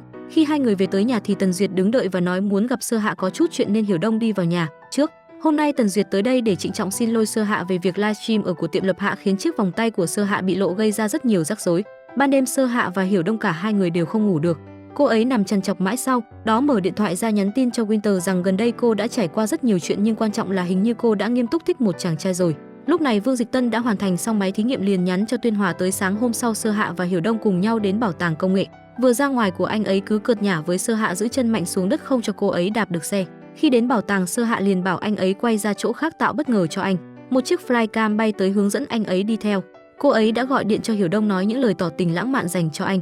Hiểu Đông lúc này cảm thấy rất vui mừng và hạnh phúc. Khi anh ấy định chạy lên trả lời câu tỏ tình của Sơ Hạ thì lúc này ở bên trên cô ấy đang gặp nguy hiểm. Tuyên Hòa đã đứng đợi sẵn cô ấy ở đây và đưa cô ấy đến phòng thí nghiệm của Vương Dịch Tân. Khi đến nơi Sơ Hạ vẫn tin tưởng đi theo anh ta vào bên trong phòng thí nghiệm. Lúc này Sơ Hạ nhìn thấy Dịch Tân mới biết rằng mình dính bala chap không kịp chạy nữa rồi. Tuyên Hòa nhanh chóng giật vòng tay của Sơ Hạ. Dịch Tân đứng ở bên trên khởi động máy khiến cho cô ấy biến mất khỏi thế giới này. Đột nhiên Hiểu Đông đã xuất hiện nhưng anh ấy luôn bị Tuyên Hòa lôi kéo lại không cho lấy chiếc vòng đưa cho Sơ Hạ. Trong tình huống nguy kịch Tần Duyệt đã tới đây cầm lên chiếc vòng đối diện với hai người đàn ông. Với cô ấy tình trạng này rất khó để lựa chọn, cuối cùng cô ấy đã quyết định đưa cho Sơ Hạ. Đột nhiên mọi người xung quanh bị bay ra xa. Sơ Hạ lúc này đã xuyên không về quá khứ 10 năm trước. Xung quanh cô lúc này toàn lại tuyết. Tuyết đang rơi đây nhất định là hỗn loạn do Vương Dịch Tân gây ra. Sơ Hạ liền chạy về nhà thay quần áo ấm, nhìn trên đồng hồ hiển thị bây giờ là thứ năm ngày 17 tháng 11 năm 2011 là một ngày trước khi cô ấy rơi xuống vách núi. Sơ Hạ liền tận dụng thời gian còn dư, Sơ Hạ vội vàng đi tìm bằng sáng chế của Hứa Duy Nghị trước, tra rõ bí mật trên bản sáng chế nhưng lại không tìm thấy nên Sơ Hạ liền tới công ty của chú Hứa. Lễ Tân nói rằng chú ấy đã đi công tác nước ngoài, sau đó nhờ Lễ Tân gọi cho chú Hứa. Khi gọi đến Cố Hiểu khi biết được người đang gọi là Sơ Hạ liền giành lại máy để ra ngoài nói chuyện với. Cô ấy có thật thì giật mình chưa nói xong cô ta đã tắt nguồn điện thoại đi khi Sơ Hạ đang ngồi ở công ty, thấy Hiểu Đông tới liền che kín lại mặt. Khi anh ấy rạch mặt vạ như chéo phì đã gọi Sơ Hạ là tiểu tiên nữ thì ra những lúc anh ấy kể chuyện người anh nhắc đến là tiểu tiên nữ đó chính là Sơ Hạ. Thấy Hiểu Đông cứ làm loạn nên Sơ Hạ đã kéo tay lôi anh ấy đưa về nhà. Trước khi đưa Sơ Hạ đi về đã để ghi lại số điện thoại liên lạc và dặn dò anh ấy phải bảo bố cẩn thận với công nghệ tiểu chứ. Tiếp theo Sơ Hạ đã chạy tới cửa tiệm Lập Hạ gặp Viên Viên trong quá khứ béo hơn hiện tại bây giờ nên cảm thấy rất bất ngờ. Khi đứng nói chuyện cùng Viên Viên phát hiện ra Sơ Hạ đã để đồ đạc của mình ở nhà Cố Hiếu Kỳ. Viên Viên liền đưa khóa nhà cho Sơ Hạ. Lúc này cô ấy cũng đã tới nhà của Cố Hiểu Kỳ, bên trong nhà rất lộn xộn. Thấy tờ giấy viết trên bàn nhận ra đó là chữ của mình viết thì ra Cố Hiểu Kỳ đã thầm thương Tuyên Hòa. Một người là bạn thân thời đại học, một người là người Sơ Hạ yêu sâu sắc. Khi ấy Sơ Hạ đã phải đau buồn đến nhường nào. Sau cuộc hỗn loạn ba người lúc này mới tỉnh dậy, không thấy Sơ Hạ đâu. Hiểu Đông liền chạy đến phòng của giáo sư Trần, còn Tuyên Hòa thì cười nói rất khoái chí. Vương Dịch Tân cũng cười điên loạn bởi vì anh ta cảm thấy mình đã làm thành công. Lúc này Hiểu Đông đã chạy tới phòng làm việc của giáo sư Trần. Viên Viên và Hiểu Duệ đã mai phục ở đây và mang máy tính tới đây cho anh ấy. Chiếc máy tính này là Hiểu Đông đã đặc biệt cài định vị mà anh đặc biệt nghiên cứu ra, nhưng mấu chốt ở đây chính là Vương Dịch Tân. Anh ta đã mang hết linh kiện bạn sẽ móc đi rồi. Tình hình của mọi người đang rất căng thẳng thì dì Vi ghé chơi. Ngồi nghe Viên Viên kể hết mọi chuyện thì dì liền đi tới chỗ Hiểu Đông, cầm tay anh ấy lên vẽ một hình ngôi sao 5 cánh, nói rằng đó chính là bí mật nhỏ mà khi dì còn nhỏ mẹ Hiểu Đông đã nói cho dì biết, vẽ một ngôi sao 5 cánh lên lòng bàn tay thành tâm cầu nguyện, nguyện vọng nhất định sẽ được thực hiện. Dì Vi còn nói rằng chỉ có tình yêu mới có thể phá bỏ sự trói buộc của thời gian và không gian, truyền đi nỗi nhớ nhung dành cho nhau. Vậy nên dì tin rằng chỉ cần chờ đợi bằng tình yêu, Sơ Hạ nhất định sẽ trở về. Ở thời gian quá khứ, Sơ Hạ đang ngồi ăn cơm cùng bố mẹ nhưng tay cứ bấm điện thoại gọi cho ai đó, vừa định đưa miếng cơm lên miệng thì cô lại đột nhiên lại chạy ra khỏi nhà đến tìm Hiểu Đông giữa trời tuyết đang rơi. Hai người cùng nhau ngồi trên chiếc ghế đu đưa. Sáng hôm sau giờ Hạ vội vàng chạy đến buổi họp báo công nghệ tiểu thư để gặp vệ Tuyên Hòa. Chỉ còn 3 tiếng đồng hồ nữa vòng tuần hoàn thời gian mới lần nữa được khởi động nên Sơ Hạ phải thay đổi. Nó vừa chạy tới thì vệ sĩ ở đây không cho cô ấy vào trong. Biên Hòa ở bên trong phòng được nghe tin Sơ Hạ đang ở ngoài tìm đến anh ta liền chạy ra gặp cô ấy. Sơ Hạ liền nói ra bí mật cô ấy đã biết. Tuyên Hòa liền kéo tay Sơ Hạ vào trong phòng nói chuyện. Anh ấy đã tự thừa nhận rằng mình là người đã ăn cắp. Ở thế giới hiện tại anh ta đang ngồi hưởng thụ uống trà. Tần Duyệt đột nhiên chạy tới sau khi biết được hết tất cả sự thật. Cô ấy đã rất đau lòng vì đã nhìn lầm anh ta. Cô nói rằng chúng ta hoàn toàn không giống nhau và tuyệt đối sẽ không xây dựng thành công của mình trên nỗi đau của người khác. Khi cô ấy rời đi anh ta cũng nhớ ra những lôi Sơ Hạ cũng đã từng nói với như vậy. Sau đó Tần Duyệt đã tới phòng của giáo sư Trần xin lỗi mọi người và nói rằng sẽ bù đắp cho Sơ Hạ. Cô ấy lúc này đã thật sự cảm thấy rất có lỗi. Rồi Tần Duyệt có cách tìm Vương Dịch Tần. Cô ấy có thể dùng danh nghĩa của Tuyên Hòa để dụ anh ra. Sau đó Hiểu Đông cùng mọi người tới khu nhà hoang đó và thành công dù được hắn ta. Nhưng bây giờ cỗ máy đã hỏng rồi và chỉ có anh ta mới sửa được. Hiểu Đông túm chặt cổ áo anh ta bắt khai ra bằng được. Hắn ta liền đưa ra một điều kiện với anh ấy. Ở thế giới quá khứ buổi họp báo đang diễn ra, mọi chuyện không thể xoay chuyển được. Sơ Hạ liền đi tới gặp Hiểu Đông an ủi anh ấy. Truyền cảnh Sơ Hạ đang ở công ty của Hứa Duy Nghị, trước mặt cô ấy có một đám người đang chen lấn nhau chụp ảnh báo chí. Sơ Hạ liền đi ra xin cô Lễ Tân ở đây số điện thoại của chú Hứa khi đi ra ngoài. Sơ Hạ đã gọi điện đến cho chú ấy lúc này đang ngồi ở dưới một gốc cây cổ thụ. Ngoài trời tuyết đang rơi, dù có làm thế nào thì chuyện ra đi của chú Hứa vẫn không thể thay đổi. Chú ấy vẫn lên cơn đau tim, đột quỵ rồi ra đi. Lúc Sơ Hạ chạy tới, chú ấy đã ngừng hơi thở cuối cùng rồi. Sau đó Sơ Hạ đã tới gặp Cố Hiểu Kỳ để nói chuyện. Từ thời đại học, cô ta đã yêu thầm Vệ Tuyên Hòa để có được chiến thắng trong tình yêu. Để có Vệ Tuyên Hòa, cô ta đã phụ lòng tin của Hứa Duy Nghị. Cô ta lợi dụng thân phận thư ký của Hứa Duy Nghị để tiếp xúc lấy được bằng sáng chế. Ngày 15 tháng 10, Hiểu Khi cùng chú Hứa đi nộp bằng sáng chế, nhưng chú Hứa hoàn toàn không ngờ. Sau khi chú ấy đi, cô ta đã âm thầm quay lại trộm bằng sáng chế đưa cho Vệ Tuyên Hòa. Khi về nhà, Sơ Hạ còn nhắc cô ta nói với Vệ Tuyên Hòa tới gặp mình và cẩn thận. Khi về tới nhà, Sơ Hạ liền vội vã chạy về phòng đợi bố mẹ gọi ra ăn tối. Ngày 18 tháng 10, thời gian ăn tối tới rồi, tất cả lại bắt đầu lại từ đầu. Lần này khi Tuyên Hòa đến, Sơ Hạ không còn phản ứng như lần trước nữa, mặc kệ cho anh ta đi tìm tài liệu, còn nhắc trước là có người gọi điện tới. Quả nhiên mọi chuyện như Sơ Hạ suy đoán. Lần trước cô ấy cầm bằng sáng chế chạy ra núi phía sau thì biến mất, nên lần này Sơ Hạ đã cẩn thận hơn, đi lấy chiếc hộp cho bằng sáng chế vào để bảo vệ nó giữ tới 10 năm sau. Trước khi rời khỏi nhà, Sơ Hạ đã quay lại ôm bố mẹ và nói yêu họ. Sau đó Sơ Hạ đã đem hộp đựng tấm bằng đó tới ghế xích đu gần nhà Hiểu Đông, chôn xuống dưới đó, vì sự thật xảy ra trong quá khứ không thể thay đổi, nhưng tương lai vẫn có thứ để bù đắp. Hy vọng thứ quan trọng này được giữ tới 10 năm sau. Sơ Hạ lại tiếp tục đi lên vách núi, đánh lừa Tuyên Hòa, liền ngã người về phía sau, rơi xuống vực thẳm, hình bóng cô cũng dần tan biến. Ở hiện tại trong phòng thí nghiệm của giáo sư Trần, mọi người đang cố gắng làm tất cả mọi cách để khiến Sơ Hạ trở về. Sau bao nỗ lực, cuối cùng cô ấy cũng đã trở về. Mọi người cảm thấy rất vui mừng, sau đó liền dắt Hiểu Đông đi đến chỗ cô ấy đã chôn cất bằng sáng chế của bố anh ấy. Vương Dịch Tân đột nhiên đi vào trong cỗ máy thời gian liền biến mất, khiến mọi người rất hoảng hốt. Giáo sư Trần gọi tên anh ta nhưng không thấy đâu, chỉ còn lại chiếc kính. Không ngờ hắn ta lại điên cuồng đến mức như vậy. Hắn sẽ lang thang ở trong dòng thời gian dài đằng đẵng không được yên ổn này, và đây có lẽ cũng là sự trừng phạt vũ trụ dành cho hắn. Lúc này Sơ Hạ cùng Hiểu Đông đang trên đường tới chỗ mà cô ấy đã chôn cất bằng sáng chế. Khi đến nơi, Hiểu Đông phải tự chạy ra mượn mấy đứa trẻ cái sảnh, nhưng lại bị hai đứa nói là người xấu. Lần thứ hai anh ấy phải mang đồ chơi bong bóng đến để đổi lại lấy hai chiếc sảnh. Lúc hai người đào thấy chiếc hộp mở ra thì thấy những tờ giấy đó đã mờ hết chữ. Cũng đã 10 năm trôi qua rồi, nó bị như vậy là điều đương nhiên. Khi về tới nhà, Sơ Hạ chỉ ngồi buồn thẫn thờ. Hiểu Đông liền tới an ủi Sơ Hạ và hôn lên trán cô. Bây giờ Vương Dịch Tân mất tích rồi, không còn ai uy hiếp sự an nguy của cô ấy nữa. Hiểu Đông giang tay chào mừng bạn gái đã trở về ngôi nhà của mình. Sau đó hai người họ ôm nhau hạnh phúc. Buổi tối Hiểu Đông dắt Sơ Hạ đi dạo. Cô kể với anh rằng bố anh ấy trước đó, chú ấy nghe chuyện vô lý của cô, chú ấy không những không cười nhạo Sơ Hạ, cũng không cảm thấy cô ấy đang nói dối, ngược lại còn bảo Sơ Hạ chuyển lời cho Hiểu Đông. Chú ấy nói rằng bố không cần con làm bất kỳ chuyện gì cho bố chỉ hy vọng con trân trọng mọi niềm vui, sống hạnh phúc. Hiểu Đông liền mỉm cười cảm ơn Sơ Hạ, giang tay ôm cô, đang ngồi nói chuyện cùng nhau. Sơ Hạ thấy mã QR ở trên sàn liền lấy điện thoại ra quét mã, đó chính là lời tỏ tình của Hiểu Đông dành cho Sơ Hạ. Cô liền vui mừng đi ra nhõng nhẽo với anh ấy, hai người hôn nhau đắm đuối dưới không gian tĩnh lặng. Hôm nay Vệ Tuyên Hòa chính thức ra mắt hệ thống gia nhân thường tại của công ty anh ta. Sắc mặt của anh ta trông có vẻ rất mãn nguyện. Lúc này Hiểu Đông đang ở căn phòng bí mật của mình để kiểm tra kết quả so sánh bản sáng chế vừa ra mắt của Vệ Tuyên Hòa. Không ngờ Vệ Tuyên Hòa và Triệu Diệu Dương 10 năm sau vẫn dùng thành quả của bố anh ấy. Lúc này Hiểu Đông đang ra lệnh cho từ AI khởi động chế độ làm việc cao nhất. Những thiết bị bắt đầu hiển thị lên. Sơ Hạ cũng đi ra ngoài để Hiểu Đông làm việc. Lúc này Sơ Hạ lại đến tìm Vệ Tuyên Hòa. Anh ta đã rất bất ngờ khi cô ấy trở về.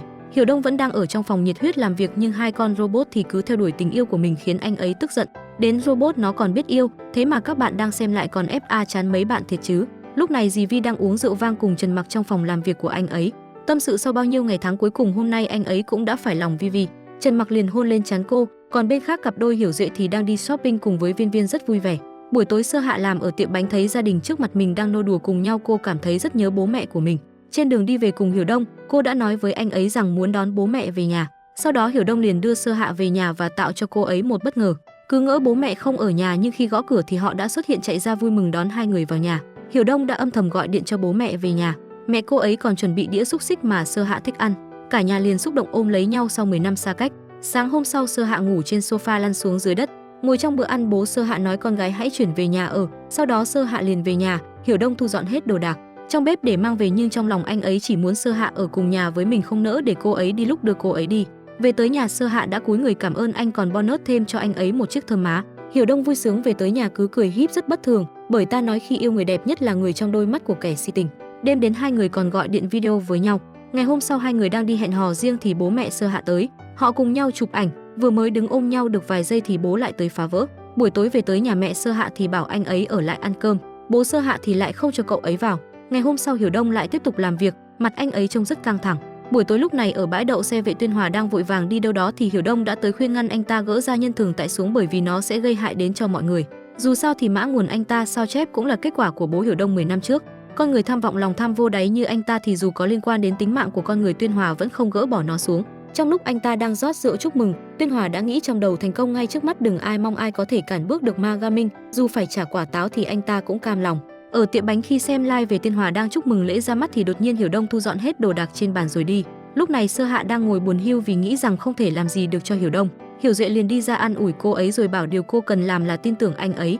Lúc này Tuyên Hòa đang ngồi trên xe ra lệnh cho trợ lý mau tìm ra Winter là ai vì Winter đã công khai chỉ ra vấn đề của sản phẩm anh ta. Trước cửa công ty của anh ta đám người phóng viên đã ở đây làm loạn lên. Về tới phòng họp từng công ty đều ký hủy hợp đồng với anh ta. Khi mọi người đã rời đi căn phòng bóng tối bao phủ, máy chiếu trong phòng hiện nói vài lời dạy dỗ Vệ Tuyên Hòa không làm mà đòi có ăn thì chỉ có thể về Việt Nam bán thuốc xương khớp. Hắn ta tức giận bóp tờ giấy lại. Buổi tối Sơ Hạ đang ngồi trong phòng thấy ngoài cửa sổ có người đáp sỏi lên trên cửa. Mở ra ngoài nhìn ra cửa sổ ở bên dưới chính là Hiểu Đông. Trên người anh ấy mặc trên mình bộ đồ thời sinh viên, còn đáp lên cửa sổ một chiếc túi cũng là bộ quần áo học sinh. Vì bố không cho cô ấy ra khỏi nhà nên bây giờ phải trèo qua cửa sổ xuống dưới. Hiểu Đông bế cô ấy xuống rồi dắt cô ấy chạy đi chơi. Hai người cùng nhau chơi hết trò này đến trò kia và cùng nhau ra bãi biển xung quanh có đèn nhấp nháy mà Hiểu Đông đã xếp thành hình trái tim. Trong lúc hẹn hò vui vẻ, Sơ Hạ phát hiện ra trên tay mình chiếc vòng đã yếu dần. Ở bên phòng giáo sư Trần, cậu học trò hốt hoảng chạy tới báo tin sóng hấp dẫn đang yếu dần và sắp biến mất rồi. Lúc này Sơ Hạ về nhà, giáo sư Trần Mặc đã tới đây để gặp cô ấy, cũng không bất ngờ khi gặp anh ấy. Vì cô cũng cảm thấy cơ thể có sự thay đổi rồi, lần này là sóng hấp dẫn đang yếu dần và cơ thể của cô ấy sẽ dần biến mất. Theo như thời gian mà giáo sư Trần điều tra, Sơ Hạ chỉ còn 15 ngày nữa để tồn tại. Sáng hôm sau ở trong phòng bí mật, tâm trạng của Hiểu Đông rất vui này, nhảy nhót rất yêu đời. Đột nhiên Hiểu Duệ tới dập tắt những bước nhảy đó, anh ấy cũng đứng nhìn cười theo. Hôm nay cũng là ngày họp báo trận chiến thánh giả. Đang ở trong buổi gặp mặt offline của trận chiến thánh giả, người hướng dẫn chương trình chính là Tần Duyệt. Hiểu Đông đứng ở trong cánh gà mỉm cười rất vui vẻ khi tất cả khán giả ở ngoài rất nhiệt tình hò hét tên Winter. Trên sân khấu có một cặp đôi trẻ đang chuẩn bị tỏ tình với nhau. Mọi người đã hoan hô gọi tên Winter chúc phúc cho cặp đôi ấy. Nghe tiếng hò reo từ mọi người, đằng sau cánh gà Hiểu Đông cảm thấy rất vui và xúc động. Anh ấy đeo tai nghe lên nói lời chúc phúc cho cặp đôi trẻ. Tần Duyệt vô tình đi qua thấy Hiểu Đông đang nói thì cũng biết Winter chính là anh ấy. Tần Duyệt rất bất ngờ, cô ấy thật sự không ngờ Hiểu Đông chính là Winter. Suốt bấy lâu nay trận chiến thánh giả luôn mời cô ấy làm MC cũng là do Hiểu Đông đã sắp xếp. Tần Duyệt chỉ luôn nghĩ rằng mình luôn giúp đỡ anh ấy, nhưng người thực sự luôn nhận được sự giúp đỡ lại chính là Tần Duyệt.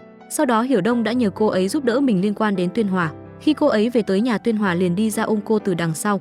Cô ấy khuyên hãy dừng lại tất cả mọi chuyện độc ác của anh ta đi. Anh ta liền tức giận đi ra ghế ngồi và lúc này Tần Duyệt cũng đã nói cho Vệ Tuyên Hòa biết thân phận của Winter và Tần Duyệt. Cô chỉ mong anh ta đầu hàng, quay đầu vào bờ. Sơ Hạ bên này đã rất buồn bã khi mình sắp không còn tồn tại ở nơi này nữa. Viên Viên phát hiện ra liền buồn bã khóc lóc ôm cô ấy vào lòng. Thật sự không muốn Sơ Hạ biến mất. Tuyên Hòa thì ngồi trên xe gọi điện hẹn gặp Hứa Hiểu Đông tới tiệm bánh nói chuyện. Lúc này ở tiệm bánh Viên Viên vẫn đang rất buồn bã khi biết Sơ Hạ sắp phải ra đi. Trong lòng Sơ Hạ cũng cảm thấy rất đau lòng nhưng không biết phải làm sao. Trong lúc giờ Hạ dọn bàn ăn, đột nhiên tay cô ấy xuất hiện trạng thái bất thường làm rơi chiếc khay đựng đồ xuống đất. Cô liền chạy đi ra ngoài thì gặp Vệ Tuyên Hòa. Anh ta cũng đang thấy những biểu hiện bất thường trên người Sơ Hạ. Viên Viên buồn bã ngồi khóc trước cửa công ty của Hiểu Duệ. Khi anh chạy ra, cô ấy liền ôm lấy Hiểu Duệ nói rằng chúng ta kết hôn đi, bởi vì lúc Sơ Hạ và Viên Viên khi còn nhỏ đã cùng cầu nguyện sau này lớn lên sẽ làm phù dâu cho nhau. Sơ Hạ sắp rời mọi người rồi cho nên phải kết hôn càng sớm càng tốt. Hiểu Duệ đồng ý kết hôn rồi liền ôm cô ấy vào lòng. Ở tiệm bánh, Hiểu Đông cũng đã tới tiệm bánh gặp Vệ Tuyên Hòa để nói chuyện. Anh ta vẫn vênh cái mặt láo toét, không ra vẻ sám hối mà còn bị dọa chuyện liên quan tới Sơ Hạ. Hiểu Đông liền cảm thấy lo lắng chạy đi tìm Sơ Hạ. Cuối cùng anh ấy cũng tìm được Sơ Hạ ngồi trên chiếc ghế xích đu ở công viên. Hiểu Đông nhẹ nhàng nắm tay cô ấy, sau đó hai người đến phòng làm việc của giáo sư Trần.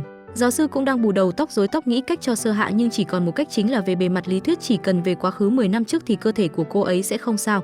Nhưng cỗ máy thời gian của Vương Dịch Tân giáo sư Trần không thể sửa được nữa. Giáo sư liền đưa Hiểu Đông sang phòng khác để nói chuyện riêng với Sơ Hạ. Buổi tối Sơ Hạ cùng Hiểu Đông về tiệm bánh, hai người Viên Viên và Hiểu Duệ đang ngồi đợi họ để báo một tin vui là mình sắp kết hôn rồi. Sau đó bốn người họ cùng nhau móc ngoéo tay, hứa sẽ cùng nhau vui vẻ từ giờ đến về sau. Khi đó Hiểu Đông liền chạy tới gặp Tuyên Hòa. Hôm nay khi anh ta đến lập hạ thì phát hiện ra trên người Sơ Hạ bất thường, liền hiểu ra vấn cơ thể của cô ấy. Bây giờ trong tay anh ta đang cầm cuốn tài liệu của Vương Dịch Tân để lại. Hiểu Đông muốn được lấy cuốn sổ này, Tuyên Hòa đã trao đổi với anh là phải trao đổi cho anh ta tài khoản của Winter. Anh ta đã có được tài khoản của Winter, sau đó đăng nhập trên máy tính bảng trong phòng làm việc. Mục đích của anh đổi tài khoản trò chơi của Winter là lợi dụng thân phận đại thần để giúp đỡ Cybertex để công ty trở thành doanh nghiệp thành công nhất trên thế giới. Ngày hôm sau Tuyên Hòa đã công khai bản thân mình chính là Winter, khiến cho mọi người ai cũng cảm thấy bất ngờ. Lúc này Hiểu Đông đang đứng cạnh giáo sư Trần tâm sự thì Sơ Hạ chạy tới. Bây giờ trong lòng Sơ Hạ đã có đáp án và biết rằng Winter chính là Hiểu Đông rồi. Cô ấy định kéo Hiểu Đông đi tìm lấy lại công bằng nhưng anh ấy không đồng ý. Sơ Hạ đành đến tìm Vệ Tuyên Hòa nhưng anh ta lại lơ cô và rời đi. Sơ Hạ liền đến tận nhà Mách phụ huynh của anh ta chuyện dặn bảo ông ấy khuyên ngăn con trai mình lại. Ông nghe xong liền đồng ý. Sau khi đã dặn dò xong, Sơ Hạ liền đi tới công nghệ Diệu Dương tìm mấy anh đồng hiệp nhiều chuyện, rồi kéo mấy người đó tới Lập Hạ kể toàn bộ thân Winter thật sự cho bọn họ nghe. Buổi tối Tuyên Hòa đã về tới nhà gặp bố anh ta, bị bố mắng và không nhận làm con trai của ông nữa. Từ bây giờ quan hệ cha con của Vệ Tuyên Hòa đã không còn nữa khi anh ta rời đi. Ông ấy liền nghĩ rằng có phải mình đã hà khắc với con trai quá không. Sáng hôm sau, Hiểu Đông ôm cả máy tính vào phòng vệ sinh ở nhà Sơ Hạ để chạy deadline, bởi ta nói deadline gì tới mông là có thật. Khi chạy ra ngoài, Hiểu Duệ đột nhiên gọi điện cho Hiểu Đông nhắc nhở lên theo dõi tin tức, hóa ra bố của Tuyên Hòa lại lật mặt 5 lật bài ủng hộ app của con trai mình. Sau đó Hiểu Đông và Sơ Hạ liền chạy tới nhà ông ấy thì phát hiện ra do ông ấy dùng sai liều thuốc trên app mà ngất đi. Sau đó đã đưa ông ấy tới bệnh viện. Lúc hai người ngồi ở bệnh viện, Sơ Hạ đã quá mệt mỏi và ngất đi. Cô ấy nằm trên giường bệnh, mọi người ở xung quanh đang vô cùng lo lắng. Sau đó Hiểu Đông đã tới phòng của giáo sư Trần. Dì Vivi cũng đang ở đó. Dì ấy liền tới đưa cho Hiểu Đông nhẫn cưới của bố mẹ anh ấy. Dì vẫn luôn coi nó như bùa hộ thân mà để bên cạnh. Bây giờ giao cho đứa cháu rượu để làm điều mà anh muốn làm. Dì nghĩ bây giờ là thời cơ thích hợp nhất. Lúc này Tuyên Hòa đang bị các tòa soạn đăng tin xấu lan truyền khắp nơi về app của anh ta. Vì app của anh ta đã hại rất nhiều người, đám phóng viên cũng không tha cho anh ta. Khi nghe tin bố mình đang trong bệnh viện nên anh đã tới đó gặp bố. Bố của anh ấy cũng nhẹ nhàng hơn, xin lỗi con trai và khuyên ngăn anh rồi khỏi tâm ma. Hiểu Đông đang đợi Vệ Tuyên Hòa ở sân bóng rổ. Lúc anh ta đến, Hiểu Đông đã không trách mắng mà còn ngỏ lời giúp đỡ anh ta sửa chữa lỗ hổng của app gia nhân thường tại. Anh ta đã rất ngạc nhiên liền gửi chìa khóa bí mật cho Hiểu Đông. Ngày hôm sau, Tuyên Hòa đã mở cuộc livestream thừa nhận và xin lỗi mình đã lấy cắp tài liệu của Hứa Duy Nghị. Tất cả mọi người đều đang đứng xem live. Hiểu Đông sau khi xem xong đã cảm thấy rất vui mừng. Sau đó khi anh ấy mở được tài liệu của bố lên, bố Hứa đã quay lại video đang hiện lên màn hình cho Hiểu Đông xem. Anh ấy xem đã rất cảm động, rơi nước mắt. Sơ Hạ liền chạy ra ôm anh ấy. Hai người cùng nhau ngồi ở ngoài trời. Hiểu Đông đã nói những lời ám muội với Sơ Hạ, rồi anh liền quỳ gối xuống cầm chiếc nhẫn lên cầu hôn. Sơ Hạ đồng ý, nhưng khi đeo chiếc nhẫn lên tay cô ấy thì biểu hiện bất thường của đã khiến chiếc nhẫn rơi xuống. Ngày hôm sau, Sơ Hạ đến gặp Tuyên Hòa, anh đã hối cải quay đầu vào bờ. Cả hai ôm lấy nhau thể hiện sự tôn trọng như tình bạn 10 năm về trước. Hứa Hiểu Đông sau đó cũng đã công khai thân phận Winter. Hôm nay cặp đôi mới nhú cùng nhau đi thử váy cưới. Hiểu Đông và Sơ Hạ cũng tới đây khoác lên mình bộ vest và chiếc váy cưới rất chuẩn trai tẩy gái sắc. Ra bờ biển, Hiểu Duệ đưa ra chiếc nhẫn cầu hôn cô vợ sắp cưới của mình. Sơ Hạ đem ra cuốn sổ ghi 100 điều cần phải làm với Viên Viên, mong Hiểu Duệ có thể giúp cô ấy hoàn thành. Đó là món quà cuối cùng cô gửi tặng lại cho cô bạn thân thiết của mình. Hôm nay Sơ Hạ mua những con pet để tặng cho bố mẹ mình thay lời nói tạm biệt. Buổi tối bố cô chứ căn dặn không cho anh Đông vào phòng con gái rượu mình, nhưng đêm đến anh đã lén đi lom rom bước vào phòng Sơ Hạ. Hiểu Đông đã tạo cho cô ấy bất ngờ bên ngoài hiên nhà ngắm cảnh trăng tròn. Sau đó hai người hôn nhau khoảng chừng là 3 giây thì bố Sơ Hạ ở bên ngoài gõ cửa inh ỏi, nhưng Hiểu Đông đã kéo tay của cô ấy lại, nói rằng hãy giữ thời gian cho chúng ta đi. Ngày hôm sau, buổi lễ cưới của Viên Viên và Hiểu Duệ cũng đã được tổ chức. Dì Vivi vẽ lên tay Sơ Hạ hình ngôi sao 5 cánh để cầu nguyện. Ở bên ngoài lúc này mặt trời vẫn còn chưa lặn mà mặt trăng đã lên rồi, cũng chính là lúc Sơ Hạ phải xa rời. Sơ Hạ cũng đang vẽ hình ngôi sao lên tay mình. Hiểu Đông chưa kịp chạy tới thì Sơ Hạ đã biến mất, chỉ còn lại chiếc vòng và chiếc điện thoại. Hiểu Đông đau đớn đến tột cùng, nước mắt trên khóe mắt đã rơi ra. Khi người đàn ông rơi lệ thì biết họ phải đau khổ tới cỡ nào. Đến khi trời tối, Hiểu Đông ngồi trước máy chiếu xem lại chiếc video Sơ Hạ đã tự ngồi quay lại cho anh ấy xem. Mặt khác, Sơ Hạ lại quay trở lại 10 năm trước, cô ấy lại tiếp tục lặp lại vòng tuần hoàn như vậy. Không như những lần trước, lần này Sơ Hạ lập tức chạy đến buổi họp báo ngăn cản Vệ Tuyên Hòa lấy các bản tài liệu. Sau đó đến nhà của Hứa Duy Nghị nói đầu đuôi câu chuyện, còn cẩn thận đưa cho chú Hứa lọ thuốc trợ tim. Buổi tối Hứa Duy Nghị đã tới cửa tiệm Lập Hạ để lấy bánh kem. Sơ Hạ lúc này rất buồn bã vì nghĩ rằng sẽ không bao giờ xuất hiện trong cuộc sống của Hiểu Đông được nữa. Viên Viên tới thấy Sơ Hạ không được vui liền rủ cô ấy ra ngoài xem siêu trăng.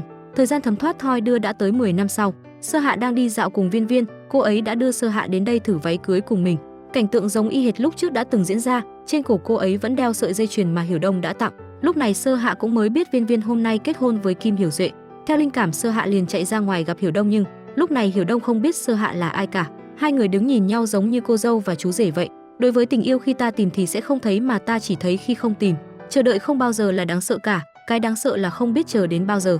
Nhưng hãy tin tôi các bạn, hãy sống tử tế rồi vũ trụ cũng sẽ mang người ấy đến bên bạn mà thôi. Bộ này tới đây là kết thúc. Chúc anh chị em có thật nhiều sức khỏe để ủng hộ team mình nha.